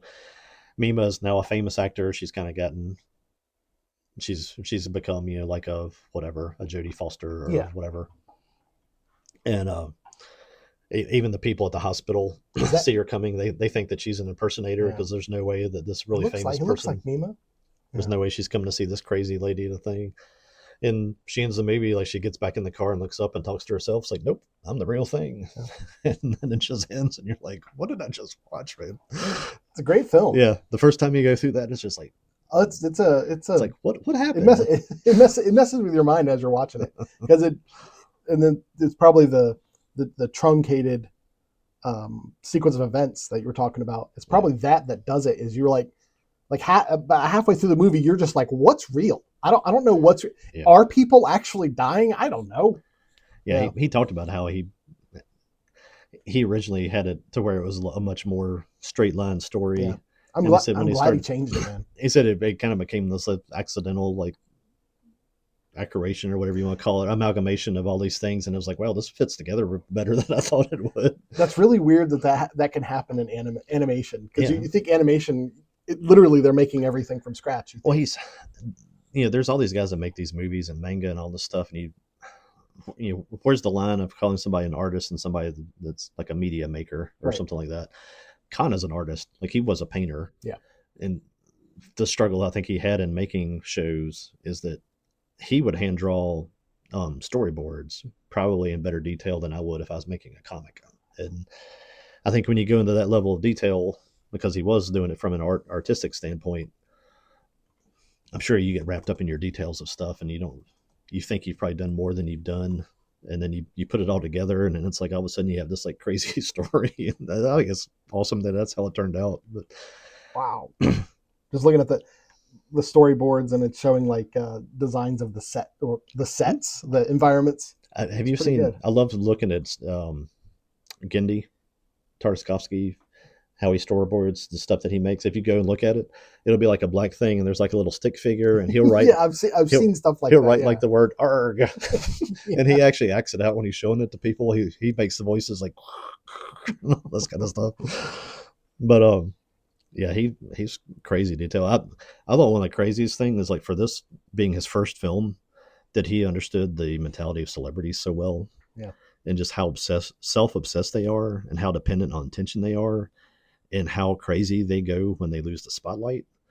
And I don't know if that's because of that pop idol thing, maybe being something that existed in Japan before it really did here, and maybe it existing in a different way that it does here, and maybe they actually see that kind of arc of people maybe more frequently than we did before we got social media. But Right. if you would, you can make you can compile a list right now if you wanted to of all the celebrities that you go on social media and you see a clip and you listen to 5 seconds of it. It's like, oh my gosh, these people have lost their minds. Well, And it also went kind of like behind the scenes of celebrity, and that's something we really don't see. Like most people who would have seen Mima's, like her growth from a pop idol to an actress, like they wouldn't have known about it unless they saw it like on the news. They wouldn't have known about any of this. yeah, So like the internet celebrities and stuff like that. Now this made me wonder. I wonder how many people have to go through similar, maybe not just stalker stuff, but just yeah, the pressures from the industry and stuff like that. Yeah, it's rough. you get a what social media gives you now is a live look at these people as Yeah, they're doing. You get a live look at like the Mima's room thing where you're getting a daily diary and all this stuff.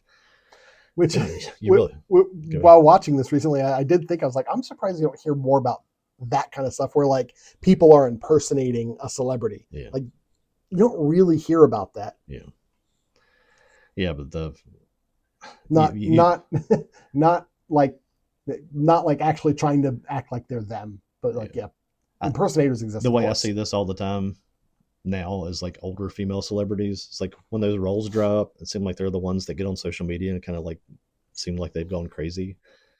And it's like you're looking at Well, like they start talking about their earlier career and how they're exploited. well, there they get into some sort of other thing. They take up a cause because they're just trying to do anything to get back into the Oh. spotlight again. Gwyneth Paltrow and her candles.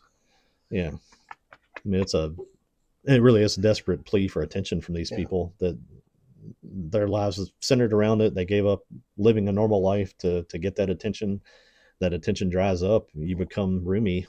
Yeah. It's thankfully they're not all running around stabbing people in the eyes, but they're It is nice. It is nice when someone who's lived in celebrity for a lot of their life gets to a point, and it seems like they're like still in a grounded place. yeah. My next point is like posing the question is like, who doesn't do this? And it's like people with families. If you want to go Mm, through, we just talked about Song Sung Blue, yeah. Kate Hudson. She's Goldie Hawn's daughter. Mhm. Um, Kind of was in all these like early 2000s Yeah. teen She's huge. movies. She was kind of portrayed as the same thing all the time. She actually was cognizant enough to be like, I don't want this. She stepped away from it. She had 3 kids. Unfortunately for her, she had a thing for rock guys because she's been a big music fan. Oh, So she had 3 kids with 3 different okay. rock singers Yeah. because if you date a rock singer, you're not going to be for a long marriage. But she actually is like a little bit I've read about her is like she was insistent on even after the split ups with these people, basically because of the infidelity of the singers that she hooked up Yeah. with, was like, you're going to stay involved with my kids and we're going to keep a good relationship. And she raised her 3 kids. Good on her. She she started an apparel line called Fabletics and became a millionaire off of that, not off of her acting career. Yeah. Worked on her music. Her passion was music, so she actually released an album. And it's like that's the difference between these people that you see that are that get that spotlight. Then when that spotlight goes away, they just start lashing out and go crazy. I have Well, a bigger example of that when we talk about Crossroads, but just about how women that still get into this kind of spotlight, but still try to live the way as they were intended to live, being a mother, being a wife, raising a family, how they stay grounded and they don't go crazy. And these ones that it all is about the attention. When that attention goes and you have nothing else, right. that doesn't just apply to celebrities. Just think about how many young people that have been told, live your best life and do all this, and they get to be 35, 40, and they've embraced some kind of cultural thing that was popular at the time. That dries up, becomes unpopular, and then they're left hanging. They're sitting there alone, and sometimes that leads to bad things, and a lot of times it leads to suicides, unfortunately. But it's a couple of things. The entrepreneurship of celebrities who have kind of gone through their celebrity seems to be kind of like the natural progression. I joked about Gwyneth Paltrow's candles, but she did that. She kind of ended her celebrity and went and made a business. Yeah. Jessica Alba did the same thing. I looked up what her company was called, The Honest Company, and that is what has made her fortune. And she built the company off of her celebrity, so it was like a stepping stone situation. What kept them I imagine the situation that the problem a lot of people have is they try to maintain what they had when they were younger. They don't allow themselves to grow with their career and with their life. You're looking at it live right now at the person that's at that point with Scarlett Johansson, where she was everything in Marvel. She was in every movie. If you would throw her into anything, she'd be like, yeah. We talked about her in Ghost in the Shell. She's at that top of the age group where she's not going to be as marketable as a Sydney Sweeney and all these things anymore. So you'll get to see which path she chooses, whether she becomes somebody that becomes an activist and starts screeching about everything and about how it's not fair and men are the fault of this and blah, blah, blah, blah, blah, or she actually takes that step and decides to live a normal life, or not a normal life, because you can't really ever have one, I think, once you're a celebrity, but right. But still tries to live the way that you're kind of intended to live. And I don't know, does Paltrow have kids? She's got kids, doesn't she? I don't know. Let's see. It seems like that's kind of the string that ties a lot of these people back to being grounded, is that they, unfortunately, some of them have kids and then use their kids for celebrity and turn them into baggage that they carry around like a purse instead of raising them as a child. But yeah. Apparently she married the guy she was in Shakespeare in Love with. You don't hear about that. They have 2 children. You don't hear about that in Hollywood. Is like the people that have been married for 30 years and that have kids and happy kids.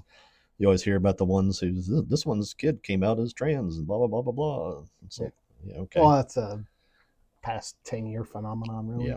Yeah, probably. But before it was like the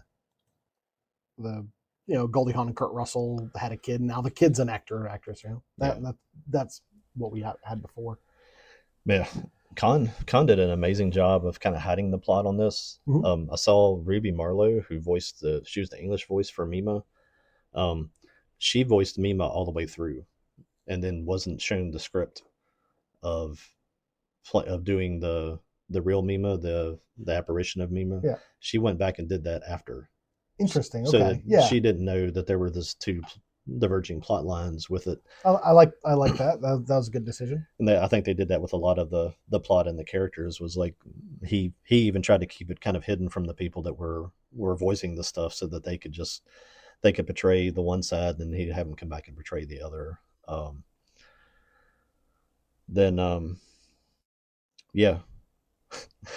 The last note I had on this was like, this is completely when you get anybody from the last 5 years, 6 years, whatever, to try to like look at this movie and analyze it and stuff. The term male gaze did not even exist. And that everything I've seen of anybody that wrote anything about this that's seen it recently, they're like, oh, it's all about the male gaze and what people do to poor innocent celebrities. I mean, and I was like, no, it's not. It's like that's not what this was about. This is about if you want to avoid losing your mind like this, then do like what Kate Hudson did. Get a job and a family and don't sell yourself like a hooker, because that's basically what Mima did. And she broke down and dug her way back out of it. It's also the dangers of celebrity in general with she started off as an idol. I mean, the word's there, idol. Yeah. Putting yourself in a situation where someone can idolize you and obsess over you and stuff like that. That's yeah. I would have never allowed my kids to do any of this kind of stuff. Even if they had been interested in acting, you would have to be careful. If you just do like stage acting in high school and stuff, that you get the exact same thing. You get people that come to see plays, or the people that are involved in the production of stuff that see somebody and they become infatuated with people they don't know because they fall in love with the character they're portraying and not the person. And I've joked about I think if my kids had wanted to act, they would probably have turned out like Joaquin Phoenix. That they would be such an enigma that nobody would have any idea. They'd be afraid to talk to him because I would not have allowed people around them the way that celebrities and parents especially give access to these younger celebrities and just sell their kids out just to make money off of them to become idols. And it's a horrifying. Now, apparently, they Horrifying also world. made in 2002. They made a live action film based on the original novel, so not based on the anime, based on the original novel. Yeah. Which I've never seen it. I just found out about it the other day, and I was like, it's interesting because as I've discussed with you, this Perfect Blue is like the film that showed me that, like, well, this is a good medium for these kind of topics. Yeah. Just because the people who are portraying these characters do have to have some sort of experience that is at least analogous to what's happening to the character. And I found out there was a live action film. I'm like, well, that kind of like, it goes against what I was saying. But let me see if I can find it real quick. Oh, I can't even spell her name. If you want an example of, I do not recommend watching this. It's a movie we don't recommend. What movie Yeah. is it? I was looking at Monica Bellucci, Irreversible. Never heard of it. The whole movie is shot backwards to forwards. Oh, okay. And it involves, the core of it revolves around a girl going to a party with her boyfriend, big party scene kind of thing, and in the middle of it she gets assaulted. It's the most horrific thing I've ever seen on camera. I've seen it one time and I refuse to watch it again because I don't want to see it again. And you talk about like that. Yep. A lot of movies like that. The scene in that is, I don't know what it is. I don't even want to look it up because I don't want this in my algorithm. Yeah. It goes on for at least 5. It might be closer to 10 minutes. Yeah. And it's basically a revenge movie that starts at the revenge and then goes backwards. It's very, very weird watch, and it's almost one of those things that kind of hurts your brain when you're watching it, because every time they go backwards in a scene, they start to run the music backwards and stuff, and when they transition, and then like they're spinning the camera around, and it's like, man, stop. It's like, you're making me nauseous. Now, who made that gosh awful thing? It's one of those guys who, I think maybe it's the same guy that did like Antichrist or those kind of movies. Yeah. Makes me think of the horror series, I Spit on Your Grave. Yeah. That I saw one of those years ago, and I was like, I don't want to see any more of this, because it's all that. It's like, hey, this woman gets assaulted and she spends the rest of the movie getting revenge, and it's like, okay, revenge stories is fine, but this isn't even her getting revenge. The assault part is, this is the husband, like, very uncomfortable. Yeah. That's an example of what I've talked about not wanting to see any of this kind of stuff, because I can't imagine the things that have spawned out of people seeing that movie. How many people probably like that movie or like watching that for whatever weird reason. Like I said, I've watched it one time. I won't show it to my wife. I won't recommend it to anybody. Right. I've sought out a lot of those things where you see online. It's like, oh, this is 10 movies that you'll never want to watch a second time. I'm like, yeah, okay, try me. You watch it, you're like, no, I don't want to watch it a second time. Some of them are like, yeah, okay, that's dumb. But there's been a couple. That's one of the ones I'm like, man, why did you make this? It's just awful. But yeah, it's a very, very, I'm not sure what the right word, sensitive subject for a movie. Yeah. But it's a great animated film. It's a great film without that being a descriptor of it. Yeah. It's not an anime. It really is just a film. Thank goodness that it was, so you didn't have to see some of the stuff they portray on there in real life. But definitely the themes, the concepts and the idea of what happens is disturbing enough. Yeah, I have no interest in seeing a live action version of this film. Khan is an artist. Yes. This and Paranoia Agent kind of are those two that are on the kind of the dark side of what he did. The Paprika, Tokyo Godfathers are much more accessible to people, easier to watch. And I think that might have been him evolving as a filmmaker too. in growing up a little bit, and maybe deciding to not just dwell in the horrific, which this is, and Paranoia Agent was. And I've said it last time we were talking about Paprika. I'd love to see what he would have done as he aged and how many other films he would have made. And we talk about it all the time about this. Will they ever get the Dark Tower made and all that kind of stuff? And I've mentioned about how, the easiest way to make a series like that would be to animate it. Yep. I'd love to see Khan just take something like the Dark Tower and just let him run with it and see what he did, because he knows how to take something, kind of stay true to the story and just bring it to film, and make it so visually just mind blowing that you have to watch what he does more than one time. It's if anybody could demand that their property get hand animated, Stephen King would be the one. I don't think I would want to. We spoke earlier about modern animation having a plastic nature to them because of the use of CG.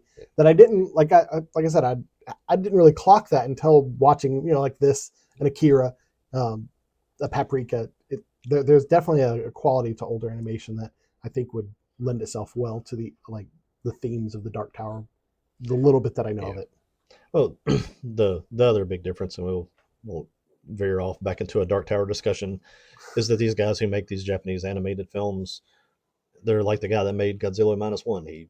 It's in-house, it's under his control. It's not a studio project. It's not 18 companies piecing together pieces of movies, and that's how a film is made. That's how a good film is made. That's how a cohesive film is made. Not as bloated. Yeah. American media in general is just bloated. And you don't get all the insertions into stuff if you don't have other people there to insert themselves into it. Don't have the committees. Yeah. But yeah, Perfect Blue, I think, is Satoshi Kon's very small catalog of films.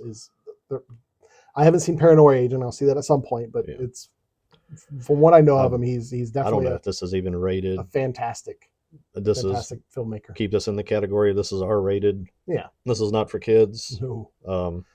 I mean. Yeah, no. I'm just trying to think. I don't think Satoshi Kon as a filmmaker, you would say any of them are for kids. Tokyo Godfathers is watchable. It's the closest. As a family thing, but yeah, no, the other stuff, no. Paprika would be there, but it has a uncomfortable scene that's almost a little bit like this. So. But yeah, definitely throw this into the show we haven't made yet with the anime that you must own if you truly are an anime fan. This is one of them. We'll make that list at some point. We're kind of making it as we go. Yeah, and I think there might be some films I need to see first, because I'm sure there are some that I haven't seen. So yeah, like Paprika I hadn't seen. Yeah. Well, that's our discussion on Perfect Blue. We got one more dose of blue to go. A lot higher level of acceptability. Yeah. It's a lot easier to digest. Yes. Yeah. We're gonna talk about Crossroads. We'll come back with Crossroads. That's what happens with Ralph Macchio, not Britney Spears. That's what happens when you let me be involved in decision making. Right. We go from Perfect Blue to Crossroads.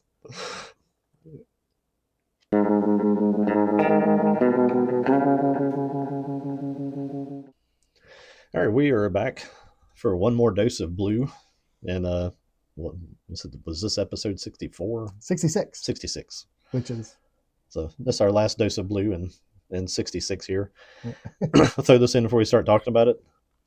This is an idea for us to consider. Maybe this should be the start of a segment where we take you into because we usually break this into 3 segments, that one of those will be devoted to a classic or throwback film from our youth.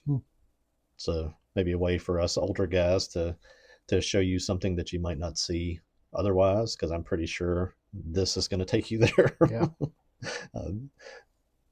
Trying to think, if I was at a con and I brought this movie up with 50 people that came by the booth, if I found one person that would even know what I was talking about, I'd be surprised. But I had never heard of it before you told me about it a while ago. I'm a music lover. I grew up with access to radio and cassette tapes that I would get from whoever I could get one. For somebody that has zero musical talent, I can't sing. I was going to ask you that if you ever attempted to play anything. I took piano lessons because our parents made us do it, and I took nothing away from it because I didn't want to be doing it. I'd love to do it now, but But for somebody with the musical talent level that I have, which is way down here, I spend probably more time with music than anybody else I can think about. Um, I grew up on AC/DC, Van Halen, ZZ Top, Motley Crue. Always kind of felt like I was doing what God put me here to do, and protecting people and being an officer, and taking that path that I took. I kind of felt like I was steered that way. My song sung blue dream of being chasing that famous dream would be to be a famous radio DJ. I loved listening to radio and DJs and stuff when I was a kid, and I always thought that would be a cool thing to do. Um, I love exposing somebody to music they never heard before. Same thing with film, but the film thing came later. What I had access to when I was a kid was music, and loved finding a band before anybody else found it. Loved finding a new type of music before anybody else found it. And that's why somebody at church the other day asked me what kind of music I listened to, and I was like, "How much time do you have?" And he's like, oh, "Like if you have to listen to something, what's your go to when you're driving down the road?" I was like, it could be gospel bluegrass, it could be Nine Inch Nails, it could be '90s techno, and it also could be anything in 35 categories in between all those. And so it might be heavy D one day, and it'll be AC/DC the next day, because I can't consume enough music. That's always been my thing, and probably that desire to maybe be some sort of musical type person, and never really having that access to it. I didn't grow up around this kind of area. If you get into people that are really good musicians, they're people that grew up with it. They're people that had grandparents that played guitar or something like that, and they picked it up kind of messing around with it when they were kids. And I didn't. I had a radio and cassette tapes, and I had a little JC Penney tape recorder that you had to sit by the radio so you could tape stuff off the radio and yell at your mom when she came in to ask you a question, because it would get recorded too, because it was an open mic. So I grew up mostly with classic rock. yeah. I would call myself a casual music enjoyer. I think most people like music. I think humans are prone to be musical, and I'm not going to get on into the metaphysical reasons why I think that is. Yeah. But I just think that's a part of who we are as humans. Yeah. I never really, like, aside from like the recorder in third grade, like I never really got into playing music much. That's one of the things I kind of wish my parents had pushed me into. I wish I'd had enough understanding when they were willing to put me into it. Yeah. I would have loved to have done it. But what I would have wanted to do on a piano was not go play Mozart. I'd want to play like Jerry Lee Lewis, right, or something, somebody newer, like Harry Connick, or somebody that plays like old blues, old jazz stuff, piano bar, New Orleans type things. If you played that for me when I was like had access to piano lessons, I've been like, when's my next piano lesson? But I think there are some people who are I think natural talent is a thing. Yeah. I think there are people that have the proclivity toward music, and people who don't. I do put myself in the category of people who don't. Yeah, I had a friend in middle school who taught himself to play the guitar because he just wanted to. So he one of these guys, he would listen to a song, he would pluck along until he figured it out. And the guitar that he got, he was left-handed. The guitar that he got was strung for a right-handed person, so he learned to play it upside down. And at one point, he was like, "Hey, you want to learn how to play?" I was like, "Sure." And I went over his place, and he was like trying to teach me, and I was like, "Dude, I can't put my fingers like you're asking me." No. Yeah. So it was very early on. I was like, "This is not something that I think I'm going to be able to grasp." But because of that long-winded background into music and my love for music, this was a favorite movie as a kid. Mm-hmm. Crossroads came out in 1986. This is very close following Karate Kid stuff with Ralph Macchio. He looks young. His character is 17. I don't know how old he was, but he could have been much past 20. Yeah, no. I don't even know I didn't think to even look up what year Karate Kid came out, but it had to be 84, 85, something like that. So it had to be right before this, because he wouldn't have made a movie like this if he didn't have that fame from Karate Kid. Yeah. 1984, and 84. Crossroads came out in... It was 86. 86. Yeah, so it was probably one of those things where he was already in the production of Crossroads when Karate Kid came out. Yeah. This is Walter Hill directed this. Basically, What else he do? He did The Warriors, and he did the 48 Hour series. Okay. Um, the screenplay was by John Fusco, and this guy, you know more of his stuff. He did like the Young Guns movies. He did Hidalgo, The Highwaymen. Done a lot of producing. Fusco is where this whole idea of this movie came from. This wasn't based on a book. He wrote this screenplay. He's from Connecticut. He left high school. This is a Fusco guy did. Left high school to travel the South as a blues musician. Oh.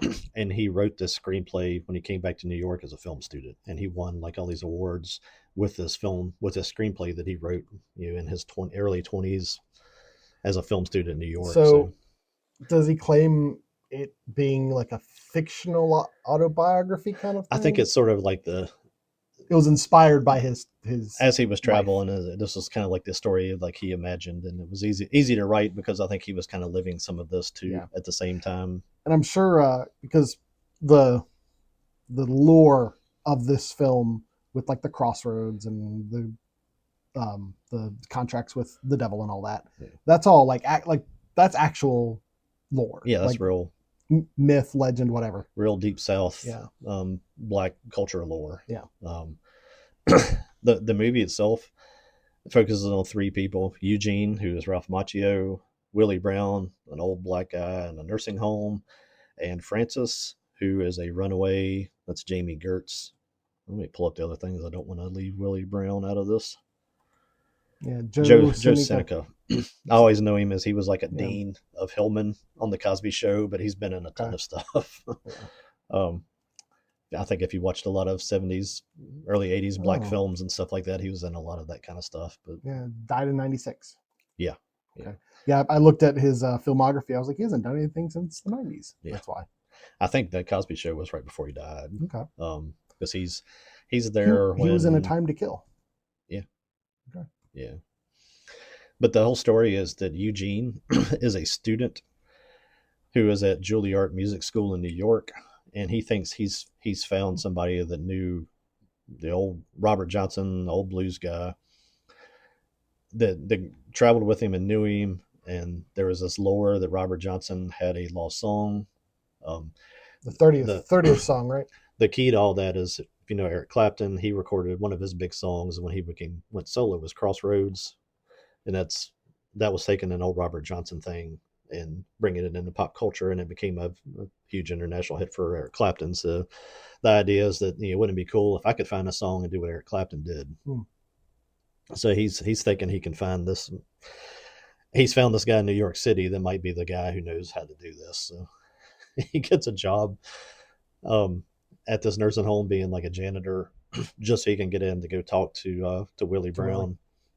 And he's such a funny old guy, man. I want to quote Willie Brown, but I don't want the show to be inappropriate. Some of the things he said I thought were so funny. But he basically denies being him at first, and then I think you're not really sure whether he just thinks he sees Eugene as somebody he can take advantage of, or I think at first that he sees him as an opportunity. He takes it as an opportunity. Now we do know before this, because it has that flashback sequence at the very beginning. Yeah, it shows him in like sepia tone at the Crossroads. That's Robert Johnson.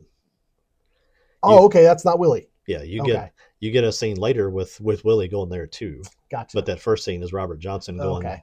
It's the lore of him going to the Crossroads, signing a deal with the devil, selling his soul to the devil, because the whole idea of that lore was like, how are all these like black musicians in the South that had no formal training, had no access to teachers, how did they become such crazy good talented musicians? And the answer from older black people is like, it's the devil. Right. That's basically how that lore came into being, is like the only way that he became famous and I didn't become famous is he sold his soul to the devil. Okay. And the idea that all these bluesmen, basically everybody that became famous in the blues was somebody that had sold their soul. And some of that kind of comes back to the Christian foundation of deep South stuff, and that trying to sort of vilify bluesmen too, because they were promoting going out and being with women all the time and drinking and smoking and being in bars, and they're like, that's not the life you should be living. So that lore kind of winds through that culture into almost like oh my goodness, what's the mom from The Water Boy? Where she's like, foosball is the devil. Right. That's like that, but Southern black culture. But anyway, he tells Eugene that he is Willie Brown and that helps give him the song, but he's got to help him get out of the nursing home and get back to Mississippi. So Because he needs to go to the Crossroads. he doesn't even tell him that yet. He wants to. But that's his motivation. Yeah. You kind of get into it, becomes a road trip movie. He breaks him out of the nursing home. They try to go by bus. They don't have enough money to get there, so they start hoboing their way down, hitchhiking, riding trains, all that kind of stuff. And then in the course of all that, I'm not exactly sure where plotline in the movie, you get some flashbacks where Willie's having the dream about where he went to the Crossroads, right, and he made the same deal. And when you go to the Crossroads, you don't get to see the devil. His assistant would drive up, and in the old time, it would be like a really nice like Model T, and it gets. And the assistant is played by Joe Morton. Yeah, from Terminator 2. That's the guy that created Skynet. Yeah. Well, probably one of his for early movies too, in '86. But they, as they're hoboing, they encounter this runaway girl, Frances. Jamie Gertz, and it's just right out of left field. They go into a house to get out of the rain, and she's in there. Yeah, and they're like, "We're gonna hitchhike." I think his term is like, she's got legs. That thing's got a leg on her. Yeah. She's gonna get a lot more rides than we will. Thumb. Yeah. So they start traveling with her. They go to a town, and while they're sort of hanging out, they see that she's selling herself to people to make money. Yeah, they're at like at a bar that's attached to like motels. Yeah, like and an old-fashioned motel. They're playing some music to get some money. Yeah. And the owner comes up and tries to, boot him out, and she kind of tries to she seduces the owner. Yeah. That's when Eugene's like, no. Yeah, he goes in and goes in to save her, and basically gets his butt kicked. But then Willie comes in and pulls a gun on the guy. They'd been at a pawn shop earlier. Got Eugene an electric guitar because he's trying to teach him about how people learn the blues back then. And Eugene has like a classical acoustic guitar, and he has this old beat up guitar. Yeah, Eugene seems to be. He talks about his family and how they're separated and everything, but he's in Juilliard, so he seems to be from means. Yeah, he's a wealthy kid whose parents have sent him off to a boarding school because that's how wealthy people would rather deal with their children. He has aspirations of being this like soulful blues player. Yeah. And they sell his watch, and gets that electric guitar, and unbeknownst to Eugene, Willie gets a gun. Yeah. I think his term to him is like, buddy, water has invented electricity. He said, you're screeching on this old beat up guitar, and you bought it because you thought it looked beat up. It's like, right. Try electricity. It's like, it sounds better. But yeah, they've got a gun, so they end up robbing this dude and like stealing his car. Go on the road a little bit with the car, and then I guess they take it to like an old like scrapyard and sell the car to somebody just to get some more money. That's one aspect of the film I thought was nicely done. Is in a lot of films people just have money. Like they don't really explain, okay, well, these people are going across country and they just have all this money to do this, and it actually shows them these three trying to scrape together enough money to get to the next point. He finds this old guy, this younger black guy's got like a scrap yard. He's like, I don't want anything to hear about any paperwork, any licenses. What do you want to give me for the car? And the guy's like, that's a fine looking Cadillac you got there. Gives him a couple $100 for it. But yeah, they go from there. Kind of takes you more into the deep south. They go to a town where there's still segregated, like there's a redneck bar on one side of the street and there's a juke joint for the blacks on the other side. Tells them to go Eugene go in and try to make some money to the redneck bar, and they go there and basically they try to rob somebody, then they try to pickpocket somebody and get kicked out of the bar. Yeah, Francis steals someone's wallet and they catch him, and at this point Eugene has the gun. He pulls out the gun. It's a big to do. Yeah, he loses the gun. He gives the gun up, and he's just showing that he's like he's a rich kid, doesn't know how to exist in this world. And right. They come back across the street. They join Willie in the juke joint. They walk into this like black juke joint.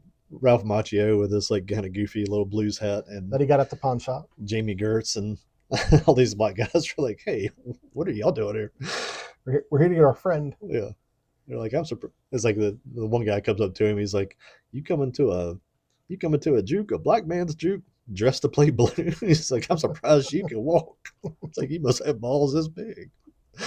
But and they actually play, right? well, yeah, Willie comes over there. Yeah. There's like people can. There's one guy gets up. It's like, let's take his guitar. You know, there's people that are kind of. And Willie talks him up. He's like, no, you got to hear him. He's like, oh no, he's here to play with me. And he's like, he gets him up on the stage. He's like, what are you doing, you idiot? It's like, if you don't take these people home, it's like, we're gonna all get killed. And so they play in front of these people, and there's an older lady there that's like dancing, and she tells Francis, like, that's Willie Brown. I grew up watching him. My grandma talked about him all the time. That's the one and only Willie Brown. So you find out that he is actually this used to be famous blues guy, played blues harmonica. And then you kind of find out that well, from there they move on down the road. They kind of think that Eugene kind of thinks, oh, we really made it. We're going to be famous. We'll tour. Yeah, Willie has to take him down a little peg. Francis, you will be Willie, because Eugene's talking about how great it was, how great they were, and Willie comes in and he's like, you want me to come in and tell you you were wonderful, you were great? Yeah. It's like they were feeling the whiskey. It's like they weren't feeling you. So they're feeling it like I am. Like I'm about to feel some more. But then Frances just leaves. She continues. She exits the story, which is kind of like gives Eugene a little bit of credibility as a blues singer. Well, all right, you lost a girl now. Yep. Now you got that under your belt. He tells him the blues isn't anything but a man feeling sad about remember the woman he once was with, and he starts learning how to really play kind of more soulful blues. And that's why I would never be good at blues. I got a high school sweetheart and we're still together. So, and then the difference between reading sheet music and just playing somebody else's music and actually just creating it are two very different things. Oh yeah. But he gets on down into the Mississippi. He goes to a boarding house where he used to date the grandmother. The grandmother, yeah. The granddaughter's still there. She heard stories about Willie. He is where you're kind of starting to find out more about the Crossroads. It really made a deal with the devil. Well, you first, like, I mean, literally in the film, it's like the first scene. Yeah. But Eugene and Willie talk about it on the bus, like in the very beginning. Yeah, yeah. Because Willie's telling him about it, and Eugene's like, I know all about it. I read it in a book. Yeah. Yeah. But you find out that that's the whole reason he's coming back down there, is that he wants to get back, find the devil, break the deal, because he didn't get the fame and fortune that he was promised. Right. And he thinks that he can show back up and be like, hey, this didn't turn out good. I want to return this. I want a refund. Yeah. So they go back to this Crossroads. This granddaughter knows where it is because she knows the lore. And, he literally is operating off of like a thing that he sketched in his. Yeah, it's like room. A drawing. He's like, do you know where this is? It's like, I know exactly where it is. It's like, it's one of those things we don't talk about. Yeah. But so gets him a ride out there. They drop him off. Tells him to start playing. So Eugene just starts kind of playing guitar, and all of a sudden, like a Camaro shows up, and it's the devil's assistant again. Yeah, well, Scratch's assistant. Yeah. And he asks him if he wants a ride, and he's like, yeah, I'm not riding with y'all. So he takes off, and then like all of a sudden, like you turn around and like there's this. You gotta get to Robert the picture. Judd. Yep. Scratch. This guy just shows up out of nowhere in the middle of this field in Mississippi. He's walking up the Crossroads, and this is the devil. Used to be called Legba. Now I think as the assistant tells him before he takes off, it's like, Legba. It's like he's changed his name to Scratch. So that's the devil in the lore. That's definitely one of the, you could get more into the actual the folklore that is behind the idea of Legba and the Crossroads and all that. Yeah. I love how the movie really is a road trip movie up until this point, and then you get these random dreams and stuff, and you're like, this is just them going back home or something, and all of a sudden it's like, oh no, here's the devil. Yeah, it's like what's happening here? Right. It definitely brings the audience to a place where you're like, okay, well, this actually happened. It's not like it's just lore. It's something that in the world of the movie, this was an actual event that Willie had gone through. Willie says, "Yeah, I want to break the deal," and he's like, "Nope, deal's still on." This contract says. Yeah. Eugene says he'll go in for Willie. He's like, "I don't believe any of this stuff is real." And right, because at one point Willie's like, if he wanted to do a contest, and Scratch is like, well, what do I get if you lose? He's like, you get me. He's like, I already got you. I have that down. Yeah. Like, I love that exchange. Robert Judd, Scratch.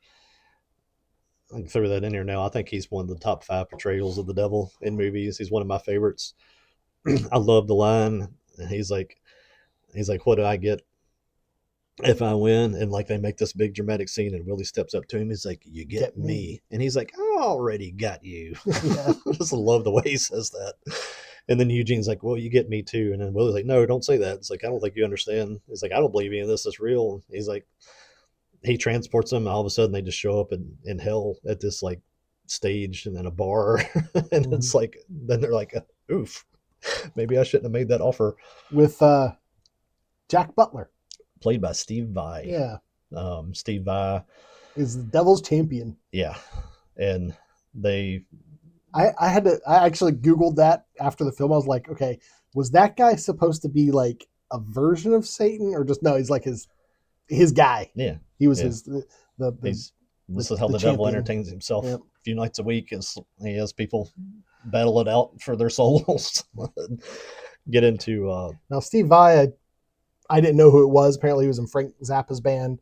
He was with David Lee Roth post Van Halen. Yeah. So he's done a lot of stuff, but he's been a part of a lot of things. He did, it said he did do some like his own stuff. He's got a bunch of instrumental stuff. If you don't like listening to 12-minute instrumental guitar ballads, right? I've had one of his tapes back when we still had tapes. I've listened to him on YouTube. He's crazy talented. It's not really my thing to just listen to instrumental. I guess you learn how much you like drums and lyrics after you listen to a lot of instrumental guitar stuff. But I think he's been rated as like a top 100, maybe a top 30 guitar player of all times by different magazines and stuff like that. But definitely one of those things that people in the know would have been like, they would have been excited about this. They're like, oh, that's awesome. The person that you don't see in any of this is Ry Cooder. Ry Cooder, if you want to get into somebody who's been with somebody, pull him up on Wikipedia and look at all the people he's played with. It's like a paragraph like this. What did he do in this? He played all the blues music in this. Oh, okay. Steve Vai wrote and performed the battle that the movie is the climax of the movie. So Ralph Macchio was just like pantomiming. Yeah. That's one of those things where like, as someone who doesn't know music, I don't notice. But like someone who really does know music would probably see his finger play and be like, There's a scene when he's playing the classical part at the very end of it, where they manipulate the I think they had him doing it slow and they were speeding the film up. Oh, okay. And you can see that it actually misses on the timing. I think one time where his hand comes down the slide before the sound does. There's complete aside, but I've seen like internet videos of people who know music playing what the people in the like on the screen, like mimicking their fingers so you can hear what they actually played would sound like. I wonder if they've done Crossroads. If I could play by ear, I could play this battle for you from memory. I've seen this thing so many times. On top of, you can look up Crossroads Cutting Heads guitar battle, because that's what they call this contest, was Cutting Heads.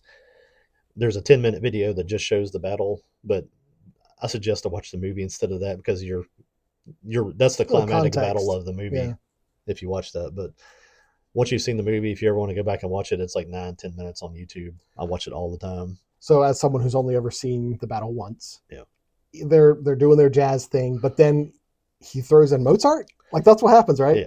Yeah. Because at the end I was like, that's Mozart, and then the Jack Butler is trying to mimic that, but he can't. It's kind of the things like nobody explains the rules of the Cutting Heads, and they play back and forth. Basically he plays something, you answer back and forth. They do that, and then so is it one person plays, the other one plays that also, but then adds to it. Yeah, there's back and forth. Okay. One of the favorite parts is like at the very beginning when they're like walking towards each other and they're just playing like little riffs, is like the one that Steve Vai plays or Jack Butler plays. Ralph Macchio plays it back, and he blueses it up at the end. And it's like, oh, it's like gotcha. But they go back and forth. But there's really no clear rules on this thing, and like at the end of it, he just decides to wrap up the solo and kind of declares victory. And they're like, I guess we just lost. And Ralph Macchio goes back. You have to kind of go back and watch the movie again. He is playing all of this at the very beginning of the movie, Mhm. when you see him like playing in his room, all the stuff that he plays in this battle, it's stuff that he was teaching himself back then. Okay. But then the piece that he was like was his project at Juilliard is what he brings out after he thinks he's defeated. He just starts playing. Well, because he kind of got not in trouble, but reprimanded at Juilliard because he was playing Mozart on his guitar. Yeah. But then he got bluesy at the end. At the end of it, he's like, that's disrespectful. Yeah. But he starts playing it. The crowd's like applauding him, recognizing how talented that part is. And then when he's done, he just plays and looks back at Jack Butler, and Jack Butler tries to copy it, and he can't. He's not talented enough. That's what's crazy about like rock guitar players. If you listen to the outtakes of them and how many of them are classically trained and how crazily skilled some of those guys are, that he could have probably just been like, dude, okay. I did think that while watching this, I was thinking, because I got the idea that from the context, I was like, okay, this guy here has got to be like an actual guitarist. Yeah. He's somebody. And when he messed up at the end, I was like, that would be like having Mike Tyson in a film and then having, Mike Tyson like miss a punch or something. It's all right. You know the Steve Vai was just like, oh, I could do this, but okay, thunk. Yeah. 86, I was 12 when I saw this. So any of the things like questioning reality on stuff, I was like, nah. It's like, this is awesome. Yeah. I hold this as, I always want to say, when people start talking about like the best like fights at the end of a movie, I always want to throw this in just to see if anybody even knows what I'm talking about, because I love the fact that this movie's climax is two guys like guitar battling at the end. It's so cool. And then Scratch just tears up the contract. He beats his player, and Scratch, I love, it's pretty simple filmmaking. Yeah. But there's a light over top of Scratch, and as he tears the contract, like the light dims on him. Okay, cool. And then he walks out. It's almost like a stage, like a play. Oh yeah. I guess. And then they get transported back to the Crossroads, and movie over. Yeah, they talk about like traveling, learning to play, kind of taking that path of traveling around. Excuse me. Yeah, you get the idea that while this is the end of Willie's, like his path, he's done. Yeah. He did what he wanted to do. He's free from the devil. Yeah. This is like Eugene's beginning of his path. Oh, we were talking about at the end of Perfect Blue, and really kind of ties back to Song Sung Blue, about how that movie was about celebrities that don't know. They kind of lose it when the spotlight is taken off of them, and how some people actually have a plan and still go and have a family and kind of become these kind of grounded kind of examples of the people that should be held up instead of the crazy people that get held up all the time. I say that because Jamie Gertz, the one who plays Frances, the actress, richest actress in the world. Okay, I feel like I've heard, like at one point in the past, I looked up like what she had done because I heard that. It's not because of acting; it's because of other ventures. She has a net worth of $12 billion. Oh my goodness! Which is, for reference, Oprah Winfrey is like 3. Yeah. So Taylor Swift, I think like her, Taylor, the Kardashians, and like Reese Witherspoon, I don't think they combine to equal what she's worth. That's insane. And there's like, she's in Crossroads and like Lost Boys and like what else? Well, there was a TV show she was in. She was like the stereotype of like the stupid dumpy husband and then like the hot wife. She was like the hot wife in one of these shows. She married Tony Ressler, okay, who is an asset manager, and the two of them bought the Atlanta Hawks. Oh, okay. And from that point, she's had 4 kids, been married to the same guy the whole time, and she has become an asset manager. And when they say 12 billion, that's estimated. They say it could be anywhere from like 8 to 9 to maybe like 15, because I guess she's not going to disclose everything that she owns. Not. And I was like, what better example of a celebrity is there? Why is this woman not like running for office or something? You know, I mean, at that point she doesn't need to. Well, I mean, just being, she should be held up. You know, you get Oprah held up all the time, or Taylor Swift and all these people. It's like, this woman had 4 kids. She's 60 years old. Pull up a picture of her if you want to see maybe one of the best looking 60-year-olds on the planet. I guess that's what $12 billion probably affords you. Right.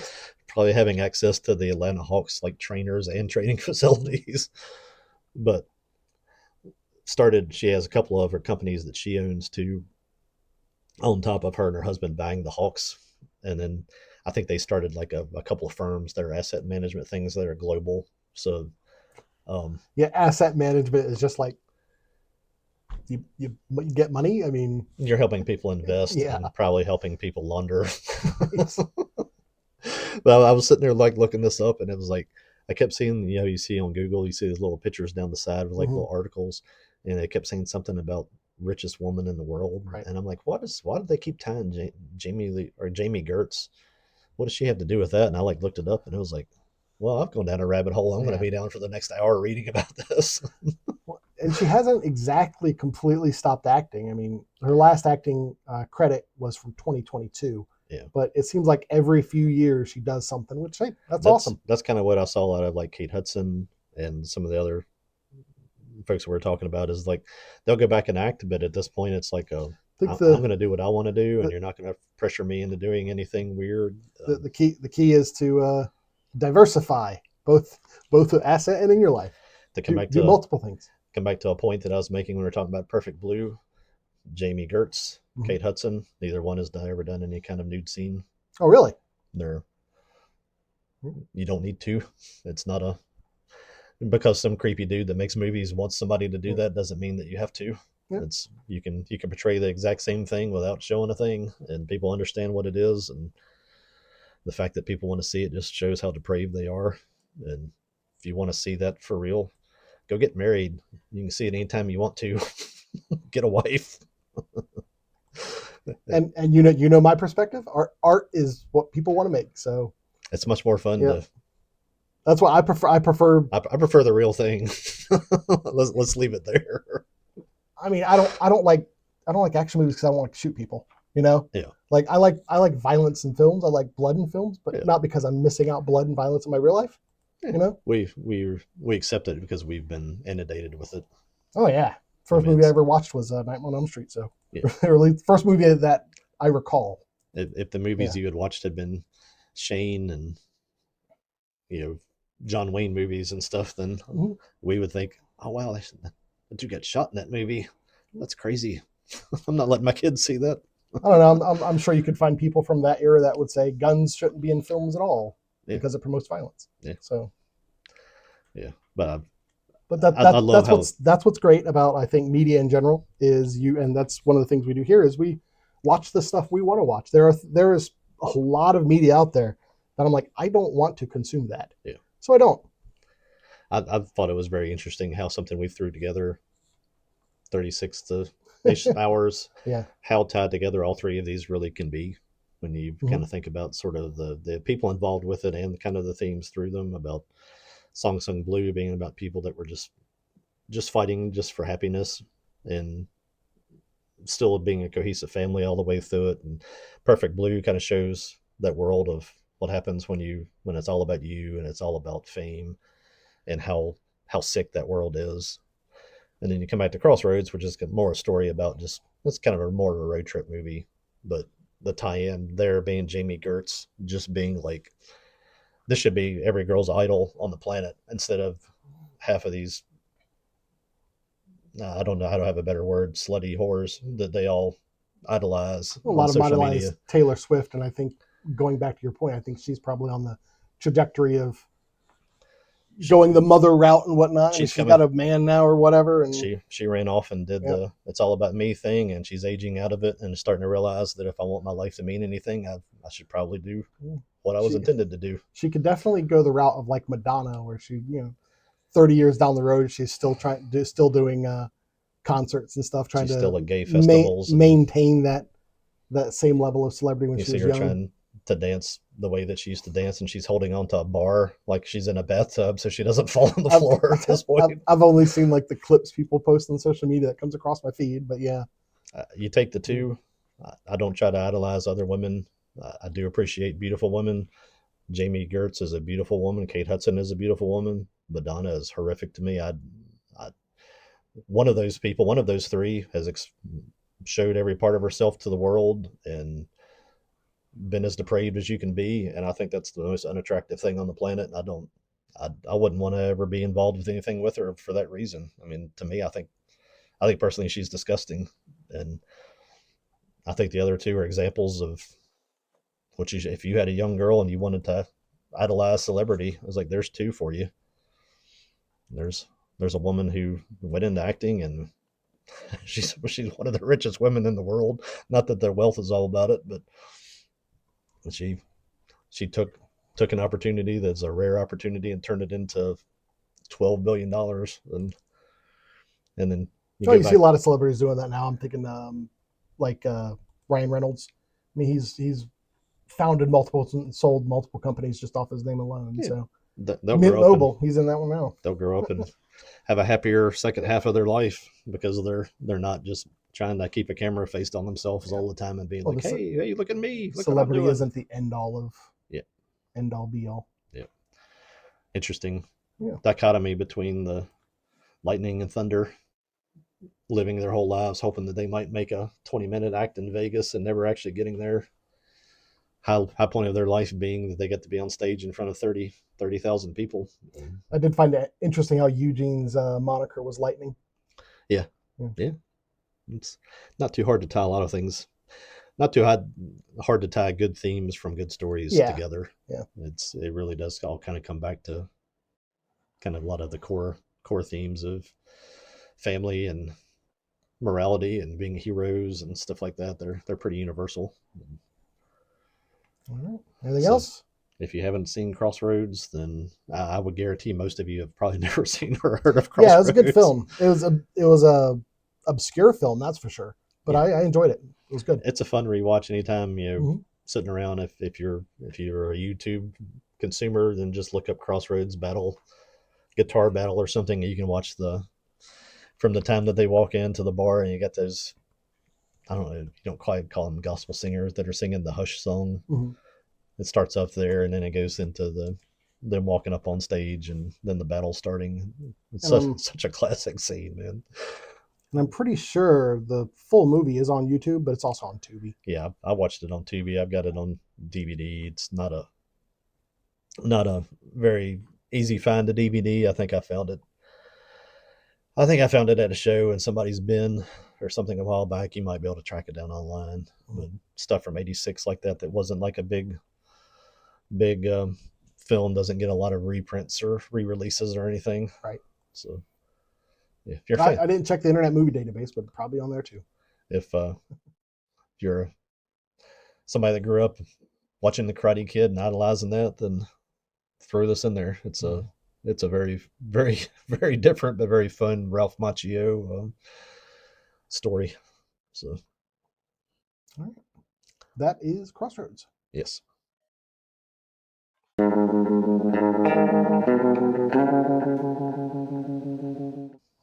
All right, well, that's the end of our blue episode, or blues episode. Hey, I wore blue. Hey, I did not. You didn't get the memo? Did not. We only came up with the idea 2 days ago. So. Song Sung Blue, Perfect Blue, and a blues film in Crossroads. Yeah. Yeah, it was great. All great films. What do you think about the idea of one of our segments always being a throwback to our youth? I don't know. I watch a lot of kids' films. Like, I don't want to watch Flight of the Navigator again. I don't. I remember My Pet Monster fondly. I don't want to watch that movie. But we'll talk about it. Yeah, we'll see. There's a few films that I might be interested in. I had a stack, and this Crossroads was one of them. Mm-hmm. When you walked into our local Video Vision, and you'd see they had tapes for sale. I guess they were taking that circulation. It'd be like $1 or $2. That's how I got my first copy of Crossroads on VHS, and that's why I watched it all the time. Is because we had CBS and NBC, and if the wind blew right, ABC occasionally. Because you had to turn the antenna and hope that your mom wasn't using the hairdryer if you wanted to watch ABC. If you don't know what that is, then you're just too young for me to explain it to you. I've mentioned to you that like the first movie I ever recall watching is Nightmare on Elm Street. And so a lot of the films that I watched are like campy horror films, like Night of the Creeps. Yeah. Like which is fine. I think they're worth revisiting. Yeah. I mean, part of what we have to offer as a podcast is we have, in my case, over 50 years. you're not quite as over 40. 40 plus years of watching entertainment from all the stuff that we're basically getting taken back to now as nostalgia. Like, we actually lived that. We grew up in that. So, and then I think on top of that, I had parents, at least, that exposed me to stuff that was kind of their stuff. So 60s and 70s stuff. I don't know what your parents watched with you, but Little House on the Prairie. I saw a lot of Little House on the Prairie. My mom maybe wouldn't cut you, but probably come close to it. If you wanted to come in and change to the channel or wanted the TV when Little House was on, She was like, no. We're watching Little House. We're watching Little House. There, over the past few years, especially with streaming media, I've really kind of it's come to light. It's come to light how much of the media in the past that I watched. Like, I apparently watched a lot of TV as a kid because a new show will come up, or a show will come up on streaming, and I'll be like, I used to watch that, and I feel like I say that a lot. One of the things that we're watching right now is Just Shoot Me. Yeah, it's with David Spade, and I don't know her actual name, but she played in The Stand. And like, that's why I watched Just Shoot Me, because I recognize the actress from the Stand film. Yeah. And I think I know who you're talking about. Yeah, she played Nadine Cross in The Stand. But anyway, I keep getting that, where I keep getting reminded of media that I haven't thought about. Laura San Giammaco? Yeah. I haven't thought about this stuff in like decades, and it comes back as like, oh, I remember that. So there's a lot of that. Might have to do some like focuses on an actor or an actress too. Yeah, that'd be cool. Because every time I see her, I go back to Quigley Down Under, and I know I'm a Western guy. You claim to not be a Western guy. I think that I need to unlock the Western guy that's just hiding inside there you go. But that's why I know her. That's my main thing. I remember her, that she was in The Stand, but she's a Quigley Down Under girl for me. But yeah, I'm watching. I think what people just don't really comprehend, I guess, on the era that we grew up in, is that there was CBS and there was NBC and there was ABC, and that HBO and things like that existed to just show movies that after they came out in theaters. They didn't have series and things like that. And when a show like Little House on the Prairie or Dallas, or in our case, like Miami Vice, things like that, that was an event that the whole country shared together. It was a Friday night, primetime thing. That was what you did. They used to call it like water cooler conversations. Yeah, because everybody would watch the same stuff Friday night, and then Monday you would talk about it. Really, I think the last series that probably some people will probably say that the House of Dragons stuff, whatever that was before Game of Thrones. Maybe Game of Thrones, yeah. That might be, but I think really the last one of those was probably Walking Dead. That's the last thing that I can ever remember coming back to work and being like, hey, did you see that last night? Yeah. And I was like, yeah, man, that was crazy, blah, blah, blah, blah, blah. Well, the conversation I had recently revolved around this idea, was the fact that America's 250 is coming up in a few weeks here. Yeah. And actually, like, next week. And it doesn't seem like, at least from what I always thought the 200 celebration was, like, just from the media that I've seen and like news broadcasts, and from what I understand it, like the celebration that they had back in the 70s, it doesn't seem, I don't get that same feeling for the 250th. And I was looking at like all the stuff that's planned, and like, by pure comparison of the number of things that's happening, like, more is happening for the 250th than happened for the 200th. Yeah. But what we don't have now is we don't have a shared cultural voice anymore. Yeah. There's not that media that everybody sees. There's not going to be a place where they can put a commercial and everybody's going to see that commercial. So it's our attention as a people, as a society, is spread across so many different things. We don't have a cohesive culture anymore. As liberal as even like the news was back then, they at least weren't as openly biased as they are now. Yeah. Oh yeah. And yeah, the news isn't going to talk about it in a favorable way. The news is focused on reflecting pool. Jesus, can't even believe that's a thing. I know, and it's been like a month. Yeah, goodness. So I mean, that's the whole thing with whatever is going on at the 250th, whether it's entertainment or news or anything like that, is that there's a group of people that have just been conditioned to, if this side likes it, then I have to hate it. Yeah. And that's and then that's not just a liberal thing. That's a right thing too. That you see that with movies, when these movies come out, superhero movies, that they're like, oh, it's got a girl in it, it's going to be dumb, we have to hate it. Mm-hmm. It's like probably justifiably so, but you could wait till the movie happens and then you could just criticize the movie if it was horrible. But instead, you make a whole industry out of trying to get your side to be like, let's all hate it. And I'm getting so tired of that kind of stuff. It's like, man, I just don't want to see. That's why I like going back and seeing things like Crossroads, Mm-hmm. or a movie that talks about 80s culture like Song Sung Blue. Is that this modern whatever sickness that has kind of taken over this country is just something I'm just tired of, man. I was trying to think, because we talked about Ghost in the Shell 2017, which is almost 10 years ago now at this point.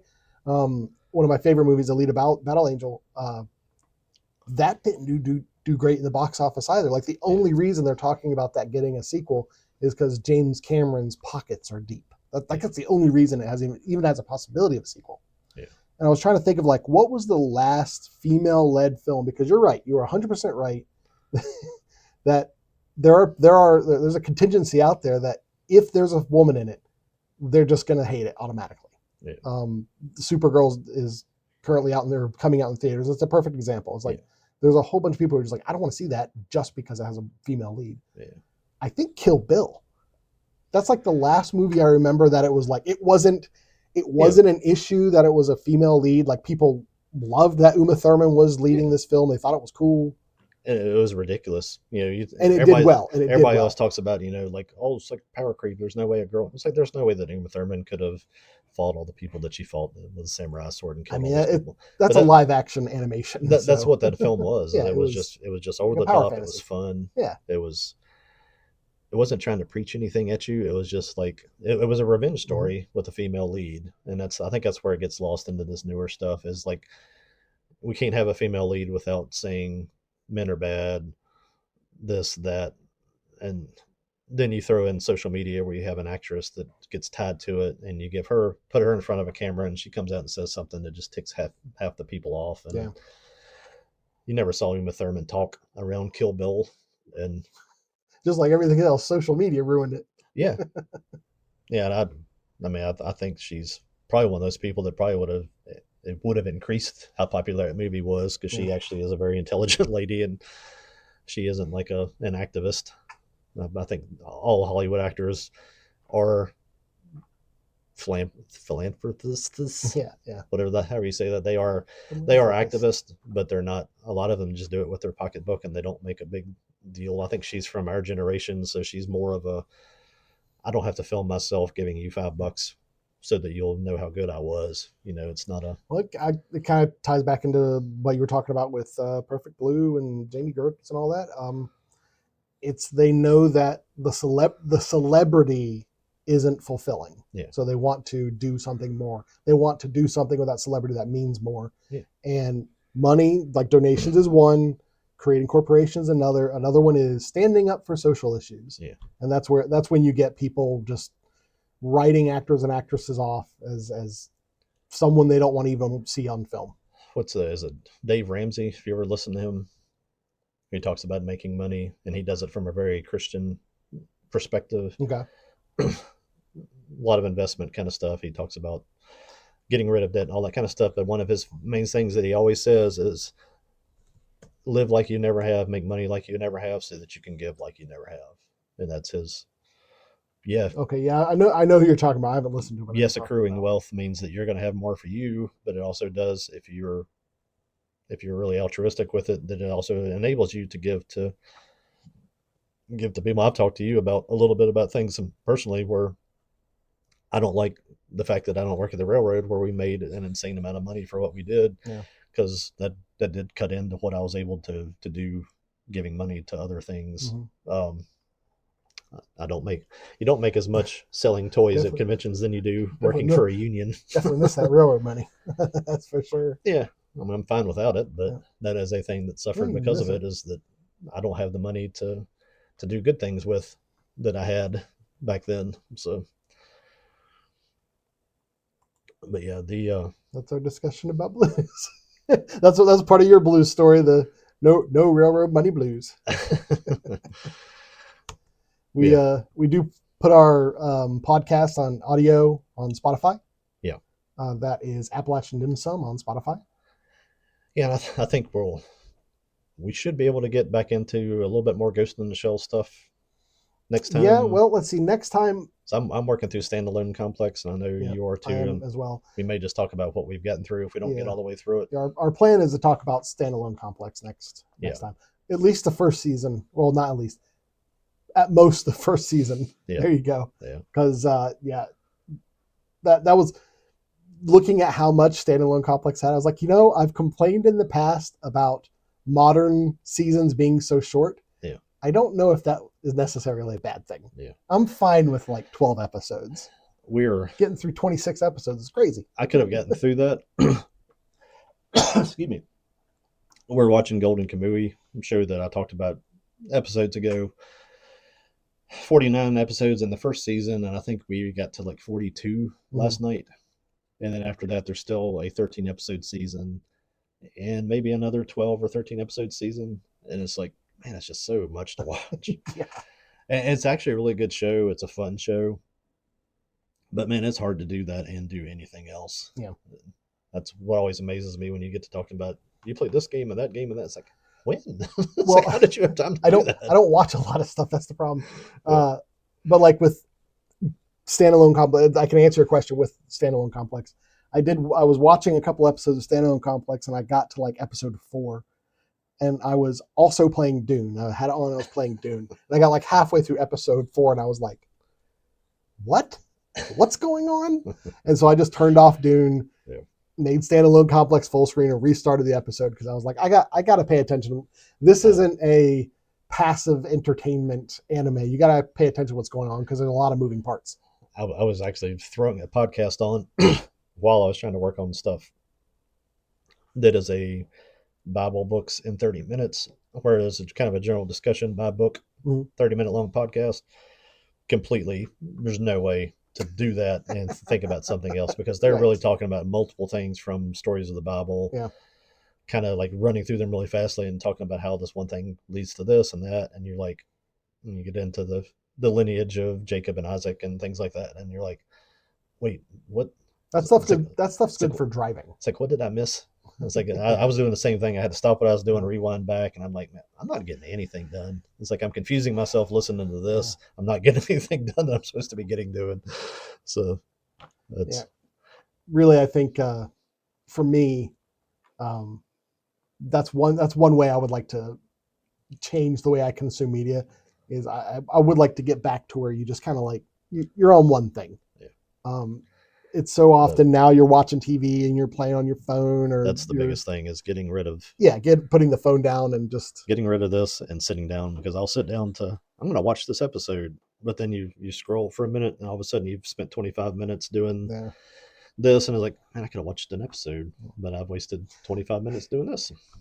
Now there are some shows like Just Shoot Me is a good example where you could just be there. It's not complicated what's going on. Yeah. It's just it's sitcom level, really. If anything at sitcom level, sure, you can mess on your phone and when you get into still laugh at the jokes. When you get into Standalone Complex and you start getting into the Laughing Man, it's like, no, you gotta stop. Yeah, you gotta listen. Yep. So we will talk about that more on our next episode. Yeah. We also have an X account, a Dim Sum Podcast. The links are in the description below. Yeah. If you do catch us on YouTube, whether it's the full episode or one of the segments, I don't know if we've explained that too. We are posting the whole episode on Monday, and then we're breaking it into the 3 segments throughout the week. If you don't want to sit through the 2-hour first time, wait for the week to kind of unveil. And throughout the week, we post the takeouts. If you want to see the section where we just talk about He-Man or we just talk about Song Sung Blue or whatever, you can find that individually. And if you do like that, throw a like on there, or subscribe to the channel, leave a comment. Any suggestions, let us know. We're always looking at ways we can grow and change and be more efficient. some point I keep saying, well, try to figure out how to actually promote this instead of just doing it. But we've been doing it for over a year and still haven't figured Yeah, out. no idea. At this point, I don't know if the juice will be worth the squeeze. Yeah. I'm not going to pay a company to boost our views or anything like that. So it's one of those things you gotta decide. What are you willing to do? And I'm like, I'm willing to do what I'm doing. I'm willing to hang out and talk about stuff that we like to watch. That's right. That's right. That's kind of it. Well, Yeah, if you're one of the handful of people that see us, hey, thanks. give us a repost or a like or a share or whatever the platform that you're seeing us on allows. We appreciate any support that you give us. All right. Well, I've got a song I want to show you. Oh. Not now. Oh. After this. Bye. Later.